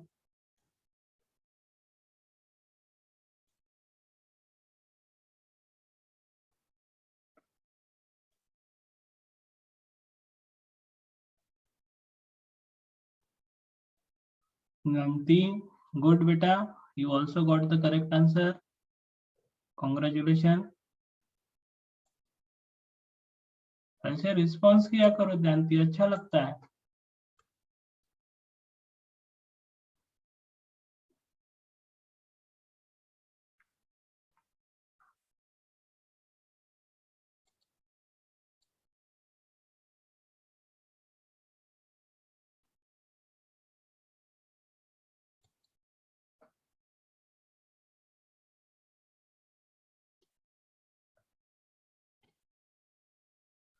क्या है बेटा आप लोगों का answer? Everybody got option B. So here option B will be the correct answer. Basically essential attributes अगर आप calculate करोगे तो W, X and Z, W, X and Z ये चीजें आपके W, Z and V, W, Z and V, W, Z and V. These are the things which appears on the right hand side. Yes or no? अगर आप carefully अगर observe करते हैं, carefully observe करने के बाद आपको क्लियर पता चलेगा यहाँ पे कि W, Z and V, W, Z and V, these are the things which appear on the right hand side and therefore X and Y are the essential attributes. तो आपको सबसे पहला काम करना चाहिए XY क्लोजर कैलकुलेट करना चाहिए। XY closure अगर आप कैलकुलेट करते हैं तो XY क्लोजर में X और Y आएगा और X और Y के अलावा आपको कुछ नहीं मिलेगा। तो फिर अभी आपको क्या करना पड़ेगा, X और Y दोनों का मिलकर इतना पावर ही नहीं है कि वो बाकी एट्रीब्यूट्स को डिराइव कर सके। एंड दैट्स व्हाई अभी XY के साथ आपको बचे हुए जो एट्रीब्यूट्स है वो जोड़ने पड़ेंगे। यानी आपका कैंडिडेट की 2 साइज का तो हो ही नहीं सकता, तो अभी कैंडिडेट की 3 साइज का बनाना पड़ेगा और 3 साइज का कैंडिडेट की अगर आप बनाते हो तो XY के साथ रिमेनिंग एट्रीब्यूट्स जोड़ने पड़ेंगे। कौन से? एक VXY, दूसरा WXY और तीसरा ZXY। ये 3 चीजें हो सकती है। तो आपको VXY का क्लोजर फाइंड आउट करना है। तो VXY का क्लोजर अगर आप फाइंड आउट करते हैं, VXY क्लोजर क्या आ रहा है? VXY का क्लोजर VXY, तो VXY से VXY मिलेगा, फिर VY राइट हैंड साइड में है तो आपको W मिलेगा और WX राइट हैंड साइड में है तो आपको Z मिलेगा। तो VXY से आपको सारी की सारी चीजें मिल रही है, यानी ये एक आपका कैंडिडेट की हो सकता है। बाद में WXY क्लोजर फाइंड आउट करो। WXY क्लोजर अगर हम फाइंड आउट करते हैं तो WX और Y राइट हैंड साइड में आएगा, W और X से आपको Z मिलेगा, ठीक है, और WXY और YZ से आपको V मिलेगा। तो ये भी आपका कैंडिडेट की हो सकता है, बट WXY आपके ऑप्शन में नहीं दिया है। आपके ऑप्शन में VXY दिया है तो ये आपका कैंडिडेट की तो हो सकता है, बट मैं फर्दर वाली चीज बता रहा हूँ। और ZXY जो है, ये ZXY आपका कैंडिडेट की हो सकता है क्या? तो ZXY का क्लोजर अगर आप फाइंड आउट करते हैं तो आपको ZX और Y मिलेगा, ZY से आपका V मिल सकता है और V और Y से आपका W भी मिल सकता है। तो ये भी आपका एक कैंडिडेट की हो सकता है। तो अभी कैंडिडेट की तो आपका साइज 3 का ही कोई ना कोई की होगा, तो VXY तो आएगा, लेकिन VXZ आपका कैंडिडेट की हो सकता है क्या? तो यहाँ पे VXZ ऐसा कोई कॉम्बिनेशन हमारे पास नहीं है, तो ये नहीं हो सकता। एंड देयरफॉर आपका आंसर जो रहेगा that will be the option. I think you got it now, yes और नो? Hello, yes sir. तो this was about the today's class. और आज की क्लास में हमने जो चीजें देखी थी वो इस तरीके से थी। सबसे पहले नॉर्मलाइजेशन क्या है, what is the motive behind the normalization, this is the first thing. तो नॉर्मलाइजेशन क्या होता है? anyhow we have to make the database free from any kind of anomaly. Insertion, deletion and updation anomaly से data को free कराना, this is the motive behind normalization. Second हमने चीज देखा था फंक्शनल डिपेंडेंसी क्या होता है. तो फंक्शनल डिपेंडेंसी ये डिटरमाइन भी फंक्शनल डिपेंडेंसी तब हो सकता है जब T1 of A is equal to T2 of B अगर है तो then T1 of B is equal to T2 of B होना ही चाहिए. This is what the functional dependency. Third चीज हमने देखा था आर्मस्ट्रांग एक्सियोम्स. तो आर्मस्ट्रांग एक्सियोम्स में हमने 5 एक्सियोम्स देखे थे, reflexive property, argumentation, transitive union rule and decomposition rule. और इनमें सबसे ज्यादा यूज होने वाली चीज जो थी that is what your reflexive rule, ये वाली है, क्योंकि अभी हम यही प्रॉपर्टी यूज कर रहे थे और क्लोजर फाइंड आउट कर रहे थे. Then next important thing was attribute closure कैसे फाइंड आउट करेंगे. और एट्रीब्यूट क्लोजर फाइंड आउट करने के लिए हमने एट्रीब्यूट क्लोजर का एल्गोरिथम देखा था. And at the end finally हमने देखा सुपर की एंड कैंडिडेट की क्या होता है. और सुपर की और कैंडिडेट की में हमने डिफरेंस देखा कि सुपर की कोई भी सेट हो सकता है जिससे कि हम हमारे टेबल के सारे एट्रीब्यूट्स को डिराइव कर सकते हैं, बट कैंडिडेट की सेट ऑफ मिनिमल एट्रीब्यूट ही होगा, यानी सबसे स्मॉलेस्ट वाला सुपर की हमारा कैंडिडेट की होगा. This concept we have studied and on the basis of that we solve problem number 1. This was the exercise problem, and finally we got problem number 2, which was the question asked in GATE 2006 for GATE examination. So I think all the doubts are clear regarding candidate key, super key, yes or no? Yes, sir. Okay. So we will continue with the same topic in tomorrow's class where we will go for the normalization. पढ़ाया समझ में आ रहा है बेटा आपको? Yes, sir. Okay. So thank you. Good night. Thank you, sir. Thank you, sir. हाँ बोलिए, just a minute. वो जो सबसे पहला था आपने बताया, सबसे पहला वो वापस से बताइए ना.